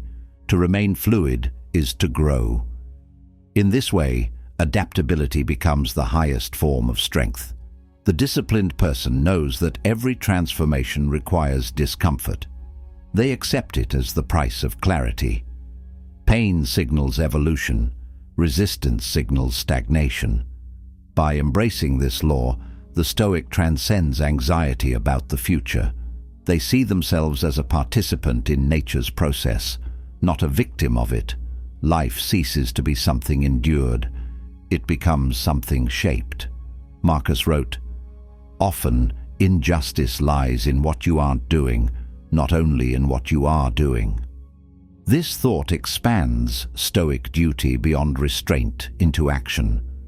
Virtue is not only the avoidance of harm, but the presence of contribution. To remain silent when courage is required is a subtle form of injustice. To neglect one's potential is to wrong oneself and others. The Stoic understands that passivity can corrupt as deeply as wrongdoing. When opportunity for virtue arises, inaction becomes betrayal. Justice demands participation. The disciplined person acts according to reason even when convenience suggests retreat. They do not confuse stillness with indifference. Their stillness is strategic, not apathetic. Moral laziness often hides behind neutrality. The Stoic exposes it by asking, "Is my inaction serving order or avoiding discomfort?" This question reveals truth. Every omission has weight. To live rightly is to engage where one's principles require it, even when the cost is personal. Duty is not optional when integrity is at stake. Action guided by virtue sustains the mind. A person who acts rightly rests easily. The one who withholds action from fear or pride remains restless. The Stoic prefers fatigue from effort to guilt from avoidance. They measure themselves not by outcome, but by fidelity to principle. Injustice is prevented not by intention, but by movement. The fountain of goodness within the self is activated through action. Reflection alone is not enough. It must be followed by conduct. Every good impulse left unused weakens. Every good act performed strengthens. The Stoic builds moral endurance through consistent small actions rooted in principle. This quiet repetition becomes character. To dig deep within oneself is to discover not only strength, but kindness. The Stoic recognizes that goodness is not sentiment. It is clarity expressed through fairness, patience, and restraint. This goodness flows naturally once the debris of ego is removed. It is always ready, waiting for attention. The disciplined person keeps digging so that this stream never dries. The person who lives each day as if it were their last wastes no time on pretense. They do not delay kindness, postpone effort, or hoard attention for later. They act now, speak truth now, improve now. This immediacy produces serenity because nothing essential is left undone. Death loses its sting when life has been fully used. To avoid frenzy, laziness, and pretending requires awareness. The Stoic trains this awareness through constant recollection. Life is finite, action is sacred, integrity is non-negotiable. They move through each hour conscious of its worth. The trivial dissolves in the presence of such focus. What remains is clear and enduring. Looking inward becomes a daily ritual. The Stoic examines the mind at dawn and dusk, adjusting thought like a craftsman tuning an instrument. They ask, did I act justly? Did I waste attention? Did I resist change? Did I serve where I could? This continuous introspection replaces guilt with growth. The day ends with order, not regret. Fear of change diminishes when one sees its necessity in every living process. Even decay serves creation. The Stoic sees that endings feed beginnings, that pain shapes understanding, that loss refines appreciation. This awareness transforms anxiety into gratitude. Life becomes a sequence of transformations, each meaningful and necessary. The perfection of character is not stillness, it is harmony with movement. The Stoic maintains internal order amid external flux. They understand that the self, like nature, must breathe, expanding through experience, contracting through reflection. This rhythm keeps the soul alive. To resist it is to suffocate under the illusion of permanence. Each day offers a chance to practice justice, not only through restraint, but through initiative, to help, to speak, to build, to defend. These are extensions of Stoic virtue. Action completes contemplation. The disciplined person does not philosophize about goodness, they enact it. Their wisdom is measured in deeds. The fountain of goodness, once uncovered, renews itself endlessly. It is not depleted by use, it is strengthened by it. Every act of courage deepens it. Every act of kindness clarifies it. The Stoic trusts this process. They no longer seek moral energy from admiration or reward. They draw it directly from the inner source. Perfection of character is not a static state to be achieved. It is a dynamic practice to be maintained. It lives in the daily choice to act with purpose, to think with order, to accept change, to resist pretense. The Stoic's perfection is not flawlessness, it is constancy.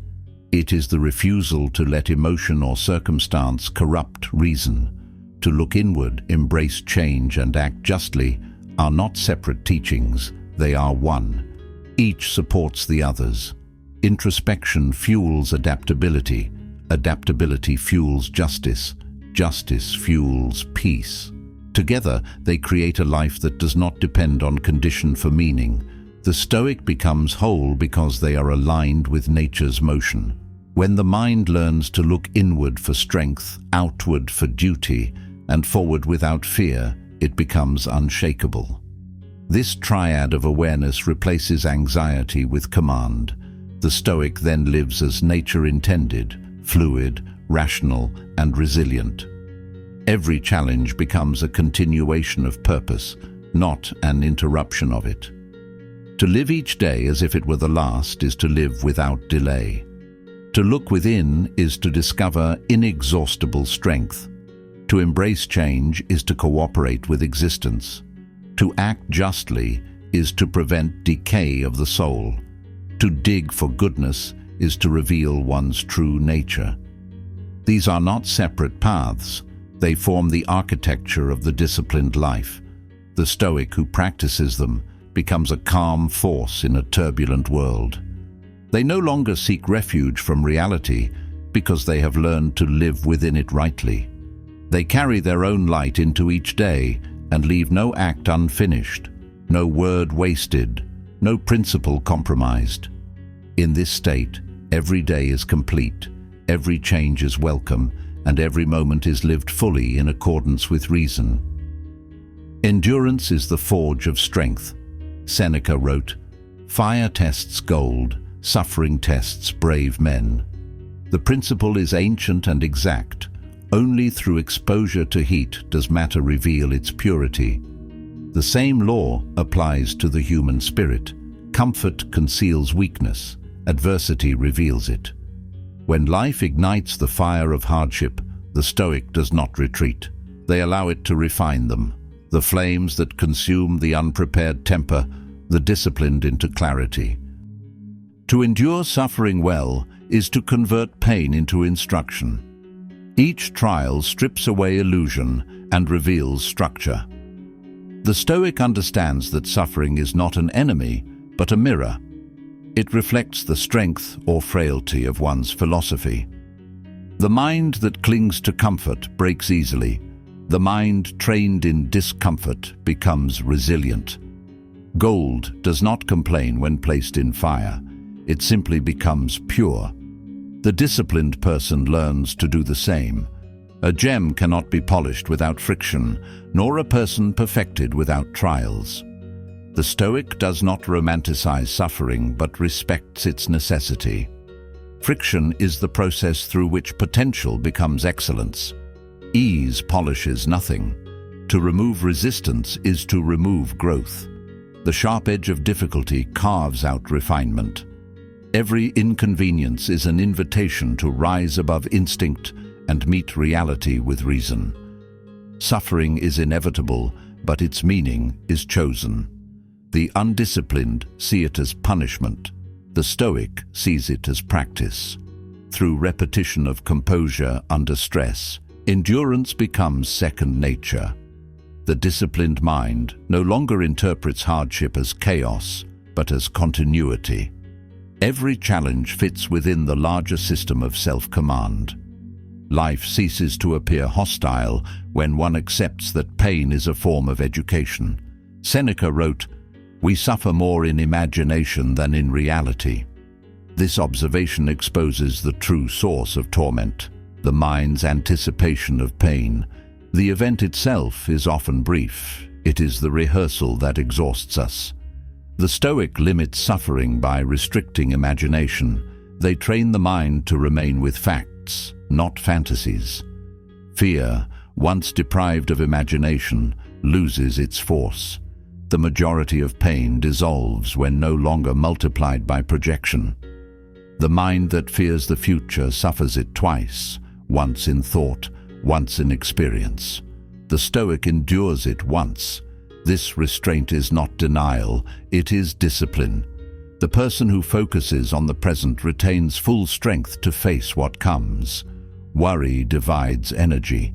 Action consolidates it. By refusing to suffer in advance, the Stoic remains unbroken even when the blow arrives. Fire tests gold is not only a metaphor, it is a method. Life will expose what is hollow. Every adversity reveals what one truly believes. Words collapse in heat. Principles endure. The Stoic prepares for this by practicing hardship voluntarily. Cold, hunger, solitude, these are not punishments but training. By confronting small fires willingly, they learn to stand calmly in larger ones. Suffering introduces a person to themselves. It reveals the boundaries of courage and the depth of self-deception. When stripped of ease, one's philosophy becomes visible. The Stoic values this revelation. They would rather know their weakness now than be destroyed by it later. Honesty with oneself is the foundation of strength. The fire burns away pretense, leaving only what is real. Purpose directs endurance. Seneca wrote, "If a man knows not to which port he sails, no wind is favorable." Direction transforms hardship into progress. Without it, all suffering feels random. The Stoic defines their purpose clearly so that every challenge can be measured against it. Pain without meaning is torment. Pain aligned with purpose is transformation. The one who knows their destination can endure any storm. Uncertainty magnifies pain. The person who lacks a defined goal is tossed by every current. unable to interpret resistance as guidance. The Stoic, with purpose fixed, interprets difficulty as navigation. Each obstacle corrects their course. The same wind that destroys the aimless propels the directed. Clarity of aim transforms adversity into fuel. To suffer without direction is to drift. The Stoic refuses drift. They determine their principles early: virtue, discipline, reason, and let those serve as coordinates. Whatever strengthens those values is accepted. Whatever weakens them is rejected. In this way, they remain steady even in confusion. No external turbulence can overturn an internal compass. Every trial demands an answer. Complaining is a refusal to answer. Endurance is acceptance of the question. The Stoic chooses the latter. They treat each hardship as an examination of principle. Will they act according to reason or impulse? Will they maintain composure or collapse into emotion? Each test, passed or failed, refines understanding. Failure, when studied, becomes a second kind of victory. Suffering becomes intolerable only when it is seen as senseless. The Stoic gives it form by aligning it with progress. Pain is treated as tuition for wisdom. Nothing is wasted, not even loss. Each misfortune teaches a principle that peace never could. Comfort hides the truth. Discomfort reveals it. Through pain, the Stoic learns gratitude, patience, humility, and proportion. To be tested is to be trusted by nature. The universe subjects only what it intends to strengthen. The Stoic interprets adversity as a sign of potential, not persecution. Weakness is not punished, it is purified. The disciplined person therefore meets difficulty with calm, seeing in it the process of their own refinement. They do not ask for lighter burdens, they ask for stronger shoulders. Endurance is not resignation, it is strategy. The Stoic endures not because they are powerless, but because they are powerful enough to choose restraint. Reaction wastes energy, patience conserves it. The fire burns either way. The difference lies in whether one fights it or uses it. The disciplined person uses it. They allow pain to sculpt, not destroy. Suffering tests bravery by demanding consistency. Fear asks the mind to retreat. Reason commands it to stay. The Stoic stays. They accept fear as sensation, but do not obey it. Courage is not the absence of fear. It is the correct relationship to it. The brave feel the same heat as the fearful, but interpret it differently. To them, discomfort is confirmation of purpose. Fearless people are not untouched by suffering. They are ungoverned by it. They feel pain but remain functional within it. This functionality under pressure is the essence of Stoic mastery. When emotion flares, they observe it without surrender. Observation replaces panic. Distance from impulse restores order. From that order, wisdom acts cleanly. The Stoic measures progress not by comfort, but by response. How quickly do they regain calm after disruption?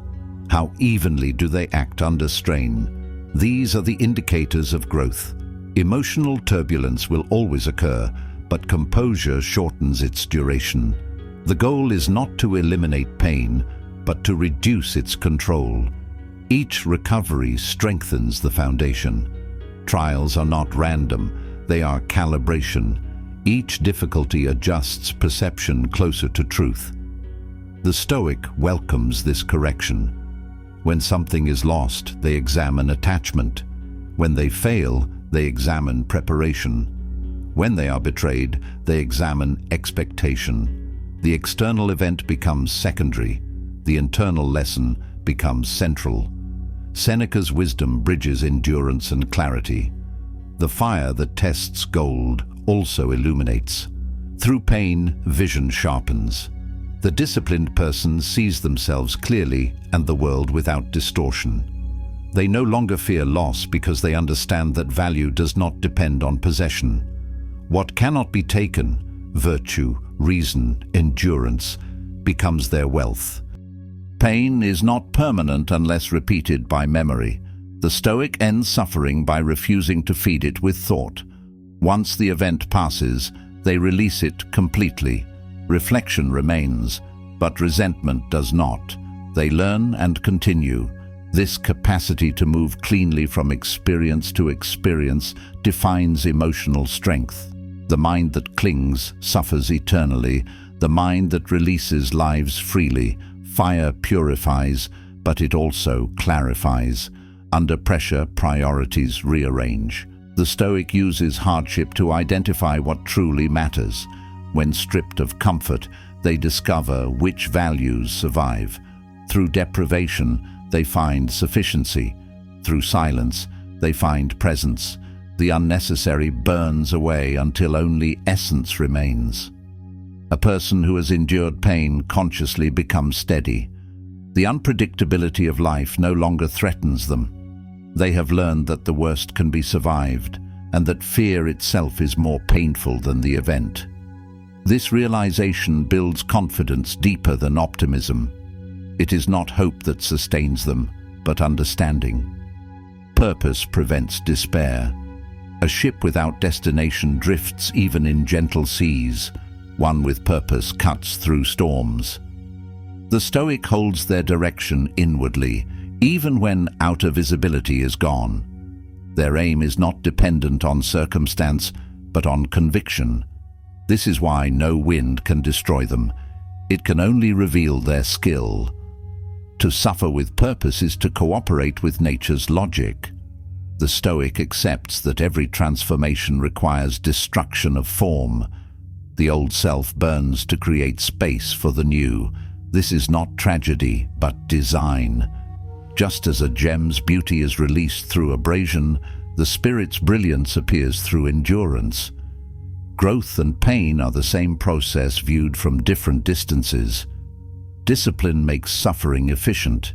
The undisciplined suffer twice, first through fear, then through experience. The disciplined suffer once, with clarity. They take what is useful, discard the rest, and continue forward. This precision of response creates peace even amid pressure. They are not numbed, they are focused. Seneca's teaching dismantles illusions about hardship. It is not cruelty, but necessity. The absence of trial breeds fragility. The Stoic would rather face storms and learn to sail than drift forever in calm waters. They understand that courage cannot develop in theory. It must be summoned under threat. Adversity is the classroom of virtue. The wise see suffering as temporary structure, something to be passed through, not lived in. They use it to sharpen, then let it fall away. No bitterness remains, only insight.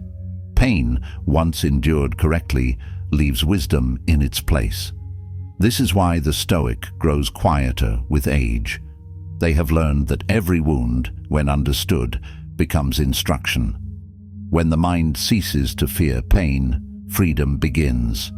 No circumstance can enslave a person who has made peace with hardship.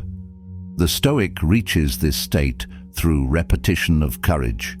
Each test becomes less frightening, each recovery faster. The fire loses its terror, it becomes familiar. What once burned now illuminates. Trials shape perspective. The disciplined person no longer asks, "Why is this happening to me?" but "What can this build within me?" The shift in question transforms despair into direction. By searching for use instead of fairness, they stay aligned with reason. Fairness belongs to the external world. Use belongs to the internal. The latter is always available. A person refined by hardship develops silent authority. They do not speak of strength. They embody it. Their calm under pressure becomes influence. Others seek their presence because it stabilizes chaos. This is the natural consequence of endurance mastered. It radiates peace. The one who has been tested becomes a source of steadiness for those who have not. The Stoic does not glorify suffering. They outgrow the need to fear it. They accept it as one accepts weather, necessary, impartial, transient. When storms come, they adjust sails. When skies clear, they continue. Their peace is portable. It does not depend on climate, but on character. The same inner discipline that faced fire faces calm with equal grace. The refinement of character through hardship is a universal law. Fire, friction, and endurance are the elements of excellence. To resist them is to remain unformed. To embrace them is to become defined. Seneca's wisdom points to this timeless process. Gold must burn, the gem must be polished, the brave must be tested. In this crucible, humanity fulfills its potential. To live without fear of fire is to live without fear of life.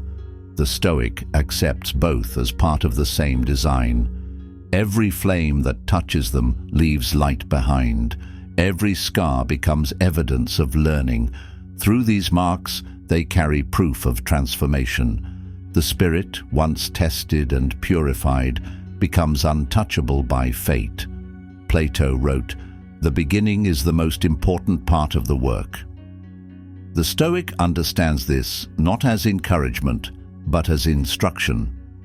The beginning sets direction, and direction determines destiny. To begin without clarity is to invite waste. To begin with purpose is to guarantee strength. Every act of discipline, every effort of character begins at the same point, the first decision to start. Without this moment, all potential remains dormant. Beginnings are sacred because they contain everything in seed form. A single decision, repeated daily, shapes the entire structure of a life. The Stoic does not wait for inspiration to begin. They begin to summon it. Momentum follows the act, not the wish. The person who starts immediately separates themselves from the mass that hesitates. The courage to begin transforms uncertainty into order. The modern world encourages endless preparation. People wait for the perfect plan, the right time, the ideal conditions. The Stoic sees the danger in delay. Waiting becomes decay. They act with the understanding that imperfection in motion is better than perfection postponed. The first step may be small, but it establishes gravity. Once movement begins, it becomes self-sustaining. The beginning tests courage more than skill. To start something meaningful is to expose oneself to fear, criticism, and doubt. The Stoic accepts this vulnerability as a part of the path. Fear does not vanish before the start. It vanishes after repetition. To act while afraid is the first victory. Each repetition weakens hesitation until it no longer holds weight. The beginning also demands patience. Progress at first is invisible. The Stoic knows that every lasting structure grows underground before rising. The roots of habit deepen unseen. Those who expect immediate proof of success abandon the process before it matures. The disciplined person continues without applause, knowing that persistence itself is the reward. To begin is to commit to resistance. Marcus Aurelius wrote, "The impediment to action advances action. What stands in the way becomes the way." Every obstacle contains the instruction for its own overcoming. The Stoic does not wish for a smooth path. They wish for a strong will. Each barrier met with composure becomes part of progress. What resists movement shapes it. Obstacles are not interruptions. They are integration points. Life tests resolve to determine authenticity. Those who only move when it is easy are carried by circumstance, not guided by principle. The Stoic transforms impediments into instruments. The same event that weakens the impatient refines the disciplined. What slows others strengthens them. The mind must be trained to see opportunity where others see inconvenience. The Stoic accomplishes this by removing emotional language from perception. Nothing is good or bad, only material for action. By neutralizing judgment, they reclaim control. The world cannot insult or injure the one who interprets calmly. From that calm, wisdom directs response. Marcus Aurelius taught, "If it is endurable, then endure it.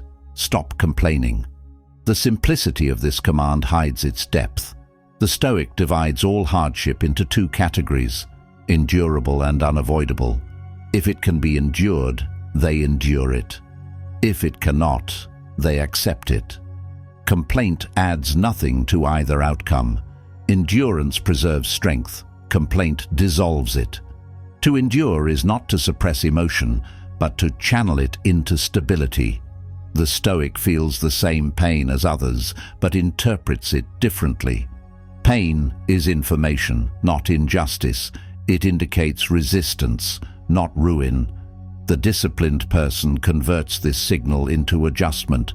Endurance becomes intelligent when it refines behavior instead of consuming energy in protest. Complaining is a leak in the structure of will. It weakens focus by diverting attention to what cannot be changed. The Stoic repairs this leak by enforcing silence. They use speech for strategy, not sympathy. The less one speaks of hardship, the stronger one becomes within it. Restraint turns suffering into solitude, and solitude into power. What stands in the way becomes the way because resistance forces adaptation. Muscles grow only under strain. The mind follows the same law. The Stoic approaches adversity as a craftsman approaches material. They shape it. When blocked, they redirect. When delayed, they prepare. Every obstacle, properly engaged, becomes training. The world does not promise ease, only opportunity for mastery. The Stoic meets this fact with gratitude. They know that difficulty is evidence of movement. Only the static face no resistance. Progress and pain are inseparable. To walk forward through both is the discipline that builds unshakable character. Beginnings are often disguised as obstacles. The moment one decides to act, resistance awakens. The Stoic expects this. They treat the first challenge not as a deterrent, but as confirmation that the path is real. Ease deceives. Friction clarifies. The one who continues through the first barrier proves their seriousness. A person who delays beginning waits for courage that only beginning can create. The Stoic reverses this logic. They act first and allow courage to appear afterward. Each act of initiation weakens fear's influence. Confidence is built through evidence, not intention. Every small start becomes a declaration against hesitation. To begin each day as if it were the first is to remain alive to possibility. The Stoic renews purpose daily. They do not rely on yesterday's effort to justify today's inertia. Every morning demands a new beginning. The disciplined person treats each dawn as an opportunity to refine what was imperfect, to recommit to principle, to begin again with greater clarity. Endurance is the continuation of beginning. To endure well is to begin again under new conditions. The Stoic sees each difficulty as a new starting point for strength. What others call persistence, they call renewal. The act of beginning repeats in every act of endurance. The same courage, the same clarity, the same refusal to stop. When the mind accepts that the obstacle is the path, frustration disappears. Anger is replaced by curiosity. How can this serve? What can this teach? The Stoic reframes every difficulty through this question. This transformation of perception changes the experience of life itself. Problems become puzzles, setbacks become lessons, existence becomes training. The one who endures without complaint aligns with nature. The universe itself operates through resistance. Pressure forms stars, gravity holds planets, friction creates light. The Stoic mirrors this law internally. They understand that endurance is not unnatural, it is participation in the fundamental rhythm of being. To begin is to participate in creation. Every act of will echoes the structure of the cosmos, order emerging from chaos. The Stoic sees this symmetry and takes responsibility for their part. They bring reason into disorder, focus into noise. Each disciplined beginning is an imitation of nature's own pattern, deliberate formation through persistence. Fear of failure paralyzes those who misunderstand its role. The Stoic knows that failure is not the opposite of success, but its ingredient. Every failure clarifies method, exposes weakness, and instructs the will. To begin despite fear is to engage in this refining process. Each attempt makes the next cleaner, stronger, more efficient. Beginnings are moments of truth. They reveal the gap between intention and action. The Stoic closes that gap through immediacy. Thought and deed must align quickly. The longer one hesitates, the weaker the will becomes. Action, even imperfect, preserves integrity. In motion, clarity sharpens. Waiting clouds the mind.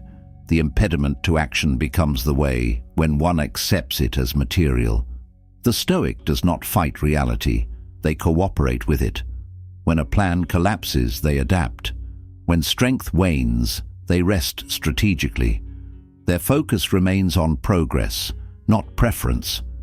This flexibility is not compromise, it is intelligence. The complaint is a waste because it imagines an alternate world where obstacles do not exist. The Stoic lives in the world as it is. They do not require it to be otherwise. Their peace comes from alignment with truth, not escape from it. To endure reality as it stands is the highest form of discipline. Every beginning will eventually meet resistance. Every resistance will demand endurance. Together, these form the rhythm of mastery. The Stoic understands that no lasting achievement occurs without this alternation. To begin boldly and endure calmly, this is the formula for an unshakable life. Plato's wisdom on beginnings and Marcus Aurelius's insights on endurance meet at the same center: direction and composure. The first ensures purpose, the second ensures perseverance. To lack either is to drift. With both, one can build anything: character, craft, legacy. The Stoic sees beginnings as moral obligations. To delay starting what one knows must be done is to betray reason. Action validates knowledge. Without motion, virtue remains theoretical. Every principle must be enacted to exist. The disciplined person begins immediately because truth demands embodiment, not contemplation. Endurance, in turn, preserves virtue once begun. The world will test sincerity. Those who start with enthusiasm often end with excuses. The Stoic finishes with the same steadiness they began. Their endurance is quiet and consistent. They measure progress not by bursts of energy, but by depth of persistence. To stop complaining is to redirect attention from injustice to capability. The Stoic does not ask, "Why this?" but "How now?" This shift dissolves despair.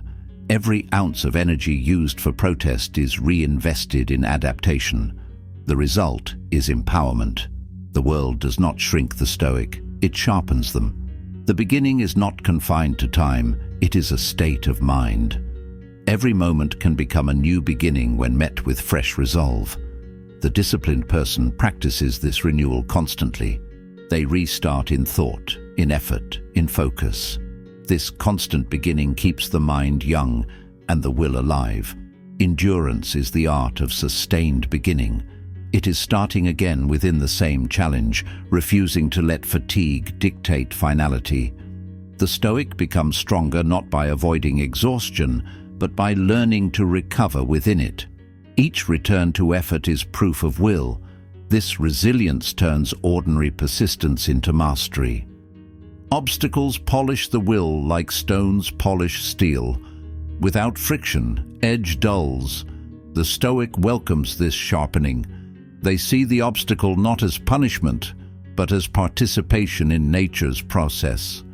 Everything alive grows through resistance. Everything valuable is tested. Endurance, therefore, is cooperation with reality.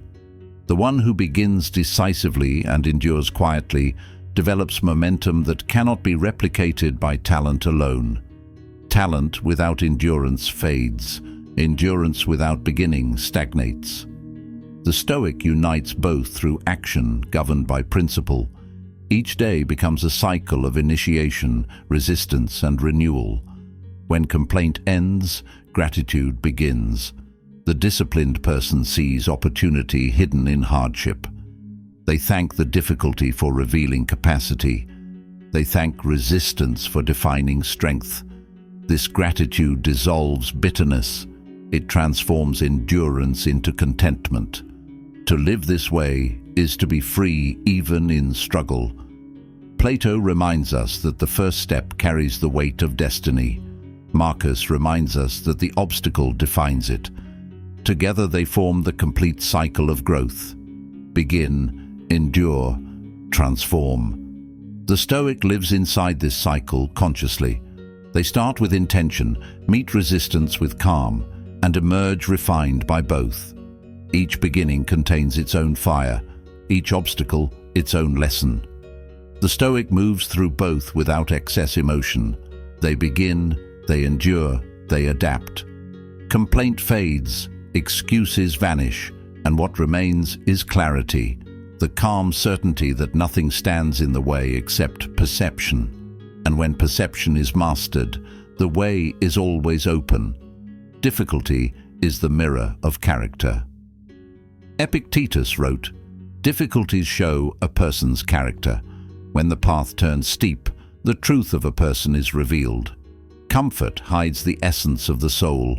Struggle exposes it." The Stoic does not curse this exposure. They welcome it.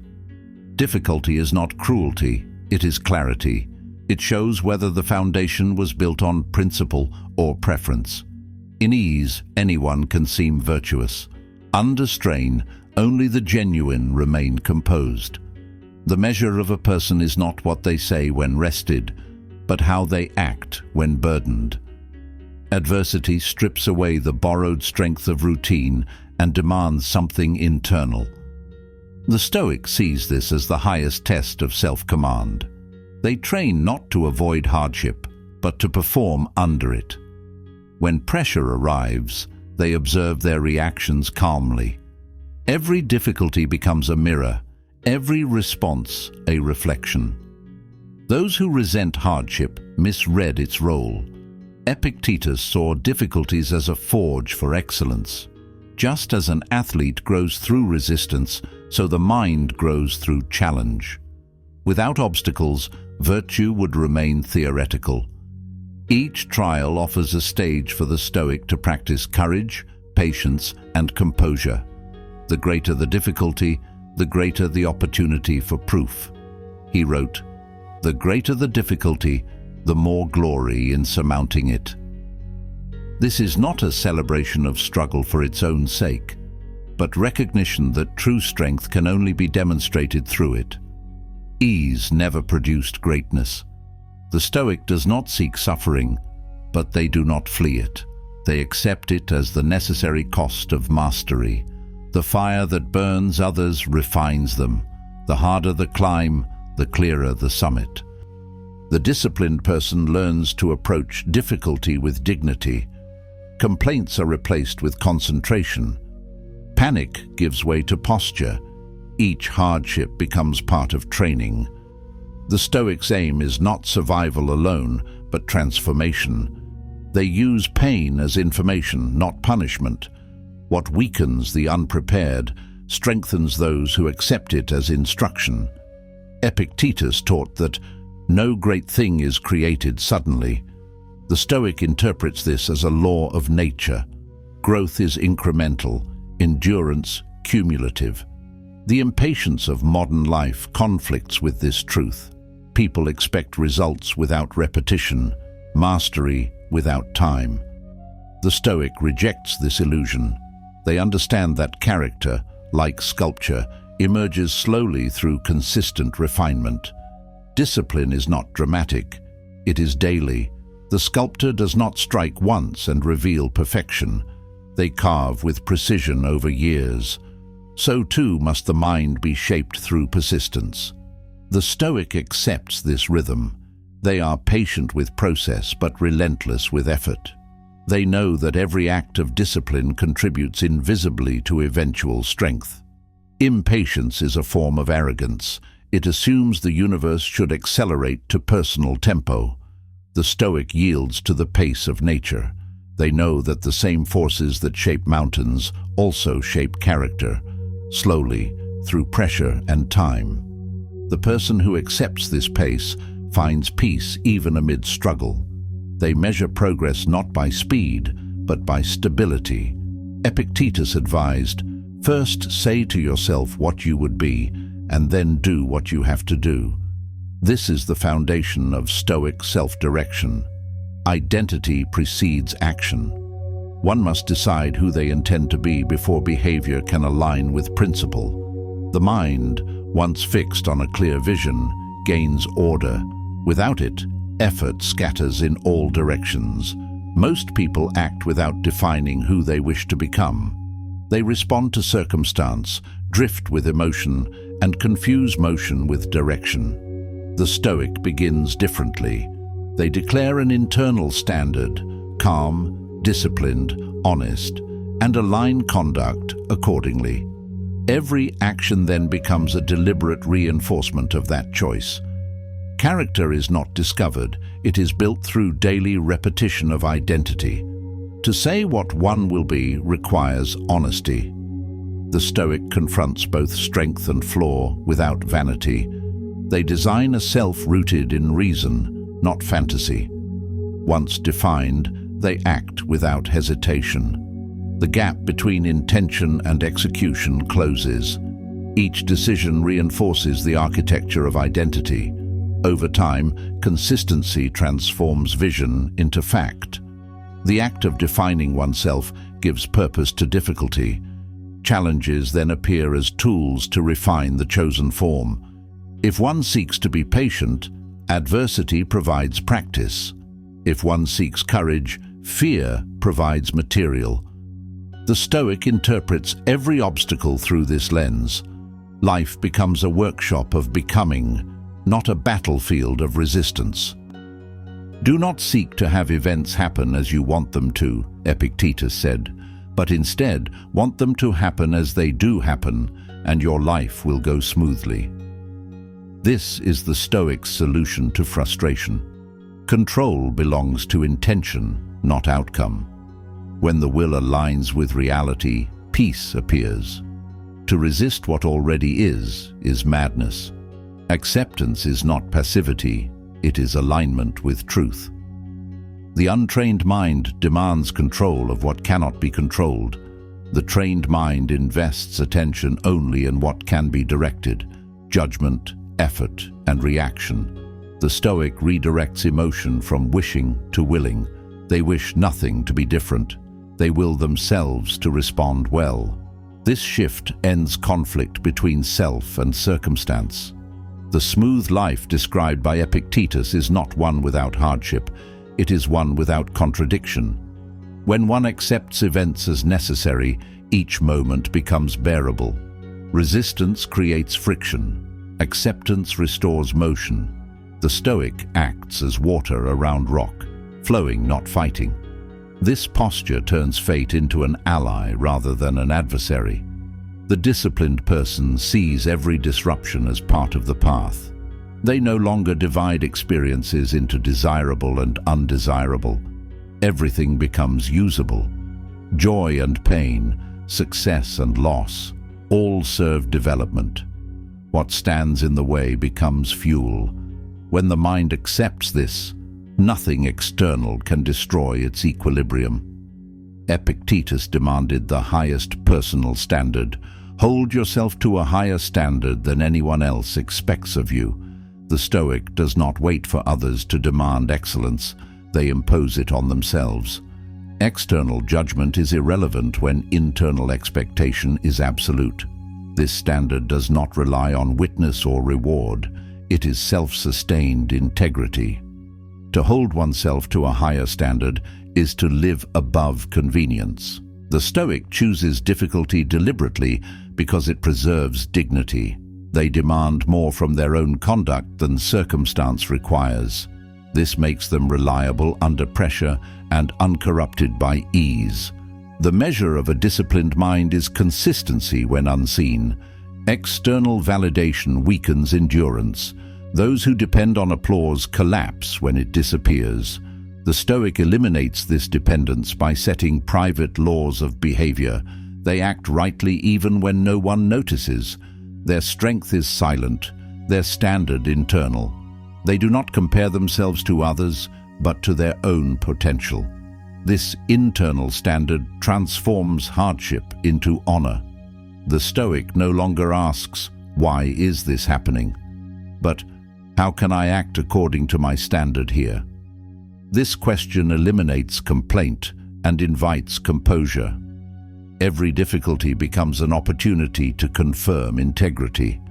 The higher the internal demand, the less external chaos can disrupt. Difficulties test alignment between declaration and conduct. To say one is disciplined means nothing until pressure verifies it. The Stoic welcomes this verification. They would rather be proven than praised. Endurance under fire confirms authenticity. It is better to fail honestly than to appear composed while fragile. When the Stoic faces hardship, they recall that no great thing is created suddenly. They endure process with gratitude. They do not expect ease, they expect refinement. Patience becomes strength. In this way, they transcend frustration.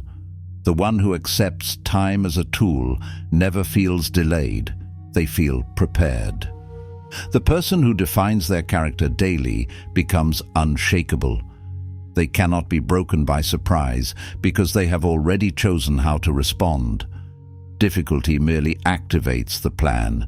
Where others react, they execute.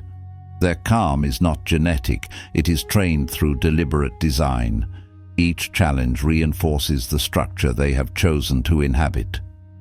To want events to happen as they happen is to release the illusion of control and embrace participation in order. The Stoic lives in harmony with nature, trusting that everything contributes to development. Even pain, properly understood, is part of guidance.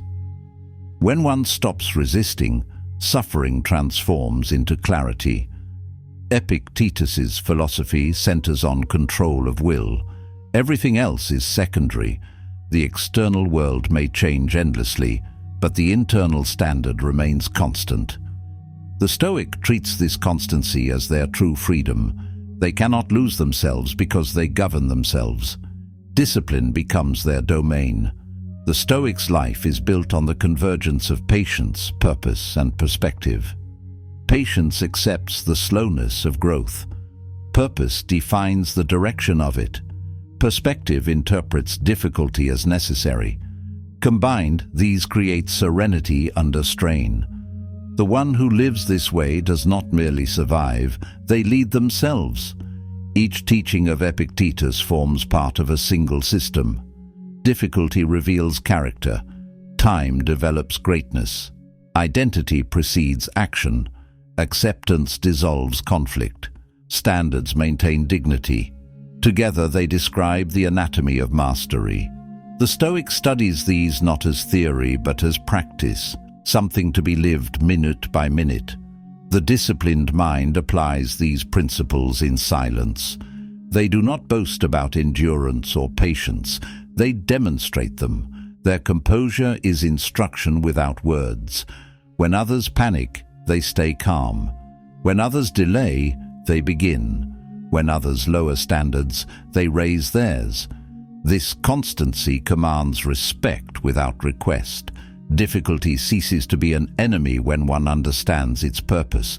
It is a natural element of development, not a punishment. The Stoic accepts it as oxygen for growth. To avoid difficulty is to remain incomplete. To face it is to evolve into proportion with potential. The disciplined person, therefore, walks toward challenge, not away from it. The greater the difficulty, the greater the transformation.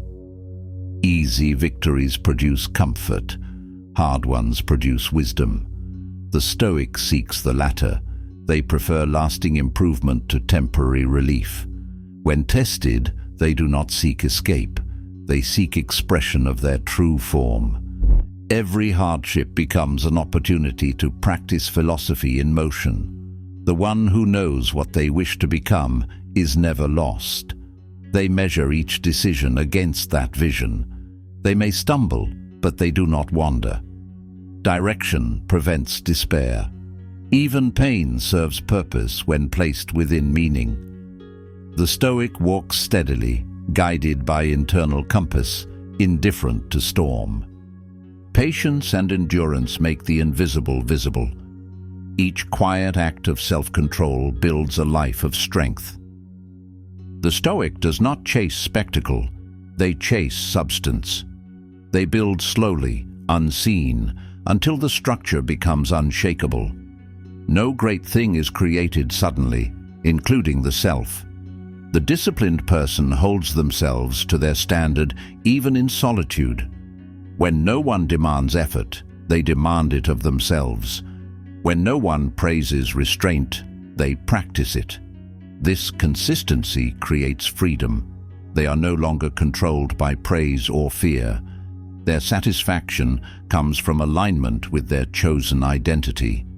In every challenge, the Stoic remembers that difficulty reveals, time refines, choice defines, acceptance aligns, and standard preserves. These are the pillars of self-mastery. Together they form the architecture of peace that endures through chaos. Through them, the individual becomes something more than resilient. They become sovereign over themselves. The philosophy of Epictetus is not to escape hardship, but to master the self within it. Every moment of struggle is proof of life's demand for strength. The Stoic meets that demand quietly, consistently, and without complaint. In doing so, they fulfill the final command: to hold oneself to a higher standard than anyone else expects, and to meet that standard daily, without witness, until character itself becomes unbreakable. Aristotle wrote, "We are what we repeatedly do." Excellence, then, is not an act, but a habit. This is one of the purest expressions of discipline ever recorded. It strips success of mysticism and gives it form, repetition. The Stoic understands that the mind becomes what it practices. Character is not built in moments of brilliance, but in the steady rhythm of daily conduct. Each repetition of virtue strengthens identity until it becomes instinct. Excellence is not achieved, it is embodied. Habit is the structure of destiny. A person does not rise to the level of ambition, they fall to the level of routine. The Stoic studies this law carefully. They know that the future is already being built in the small and consistent actions of the present. Every day is a rehearsal for what one will become. Every thought repeated becomes belief. Every act repeated becomes character. Discipline transforms motion into meaning. To live by habit is inevitable. To live by conscious habit is mastery. Most people drift through cycles of impulse, unaware that repetition is shaping them. The Stoic intervenes in this process deliberately. They design their routines according to principle, not preference. Through this, freedom is reclaimed. The person who controls habit controls fate. Excellence is not passion, it is precision. Passion burns, but precision builds. The Stoic moves with calm regularity. They measure progress not by excitement, but by adherence to practice. The same actions, done consistently and with intention, produce strength that no sudden effort can match. The disciplined life is not spectacular, it is stable. habit carries moral weight. Repetition is either constructive or corrupting. It cannot be neutral. The Stoic treats every repeated act as a brick in the architecture of the soul. They understand that character decays in the same way it is built, one decision at a time. This awareness turns routine into ritual. The smallest habits become expressions of virtue. Excellence is not created by inspiration, but by alignment. Each habit must serve purpose. Without purpose, repetition becomes mechanical. The Stoic uses reason as a guide to select which habits deserve loyalty. They do not act from convenience, but from clarity. This conscious repetition distinguishes the disciplined from the distracted. To repeat rightly requires patience. The Stoic accepts monotony as the price of mastery. Boredom is not a signal to stop. It is a test of devotion. Every cycle of repetition refines precision. Those who quit when practice feels dull remain trapped at the surface. Those who continue through stillness reach depth. Greatness hides behind repetition. Aristotle's insight removes the illusion of sudden transformation. Change does not occur through a single decision, but through thousands of consistent ones. The Stoic internalizes this truth. They focus less on outcomes and more on consistency. They understand that daily conduct, sustained over years, eventually makes excellence inevitable. The world celebrates results. The Stoic celebrates discipline. They measure success by adherence to method, not the noise of achievement. A single day of control is a victory. 10,000 such days form an empire of calm. In the end, excellence is not a reward, but a reflection of what one has trained themselves to do without effort. Habits are the hidden architecture of identity. They shape thought, posture, tone, and response. The Stoic builds habits of clarity, rising early, acting with order, speaking with restraint, thinking with precision. These small disciplines, practiced daily, create stability that outlasts mood or circumstance. Routine becomes armor against chaos. The undisciplined life is ruled by impulse. The disciplined life is ruled by rhythm. The Stoic creates this rhythm deliberately, using reason as conductor. Each day follows a structure designed for growth. There is time for reflection, for labor, for silence. Through this consistency, life becomes symphonic. Each repetition adds harmony. Habits define thought just as much as they define action. The Stoic watches their inner language with the same care as physical behavior. They know that repeated thought becomes emotional habit. Complaints, envy, or fear, repeated daily, harden into personality. Gratitude, focus, and acceptance, repeated daily, create strength. The mind is trained through what it rehearses. To achieve excellence, one must make virtue automatic. The Stoic aims for a level of discipline so deep that the right action becomes reflex. This is not mechanical obedience, it is alignment perfected. When habit and virtue are one, effort disappears. The person no longer struggles to act rightly, they simply do. This is the quiet grace of mastery. Aristotle's second insight deepens the first. The soul never thinks without a picture. The Stoic recognizes the power of imagery in shaping reason. Thought is guided by visualization. Imagination gives emotion direction. Every internal picture influences conduct. If the mind envisions chaos, behavior follows. If it envisions order, clarity emerges. The Stoic trains imagination to serve virtue. They hold mental images of composure, strength, and discipline. They visualize themselves enduring adversity with calm, rising each morning with focus, meeting insult with silence. This imagery prepares the nervous system for performance.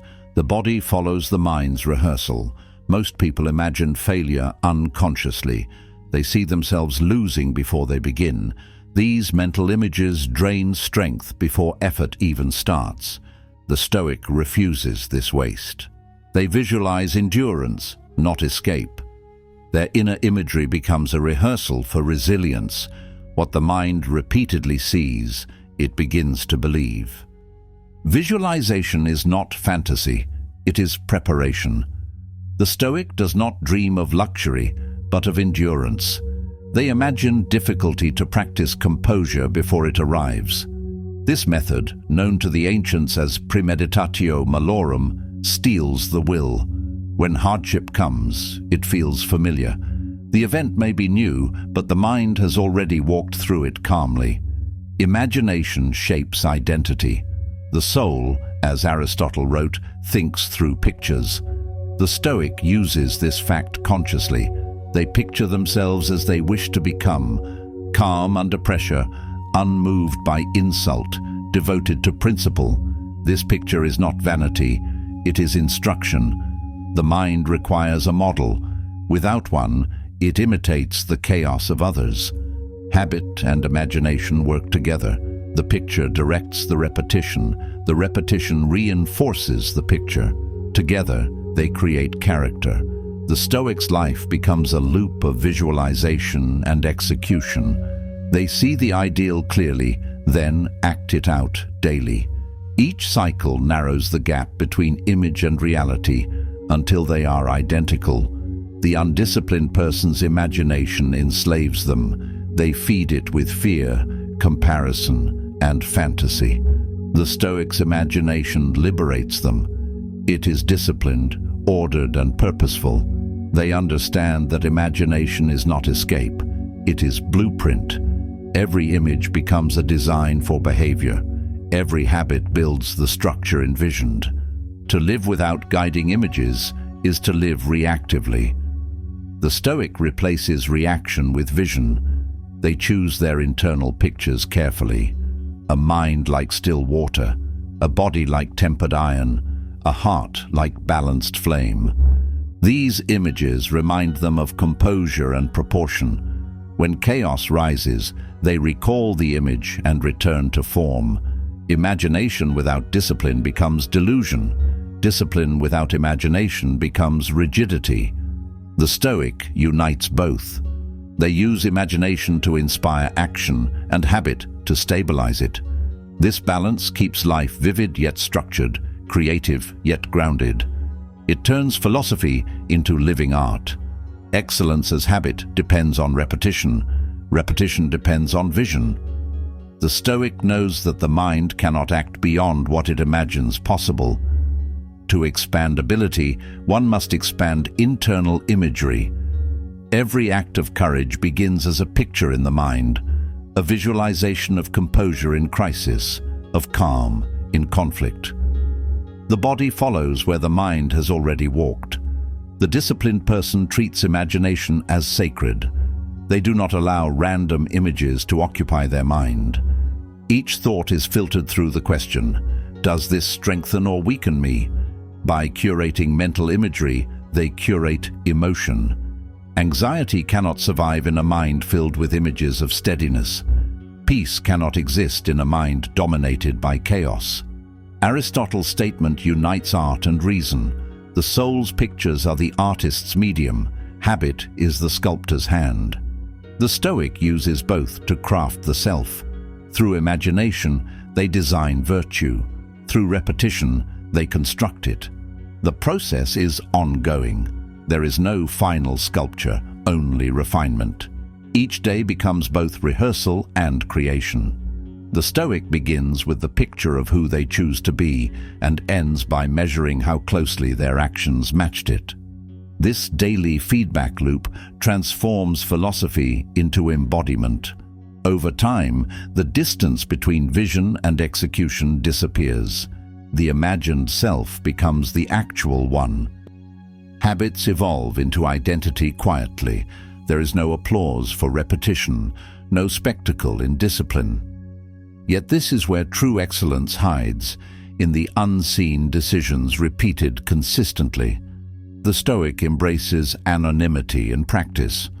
They know that greatness built in silence cannot be shaken by noise. The person who rules their habits and imagination rules themselves entirely. They no longer depend on motivation, which fluctuates, but on rhythm, which endures. Their actions are no longer reactive but rhythmic, no longer chaotic but composed. This constancy becomes serenity, the calm confidence of a life governed by order. Excellence as habit removes the need for force. The Stoic no longer struggles to do what is right. They simply do it. The right act has become natural. Imagination sustains it by keeping the vision alive, fresh and meaningful. Together they create perpetual renewal. Discipline does not fade, it deepens. To train habit without image is to lose direction. To train image without habit is to lose reality. The Stoic merges both.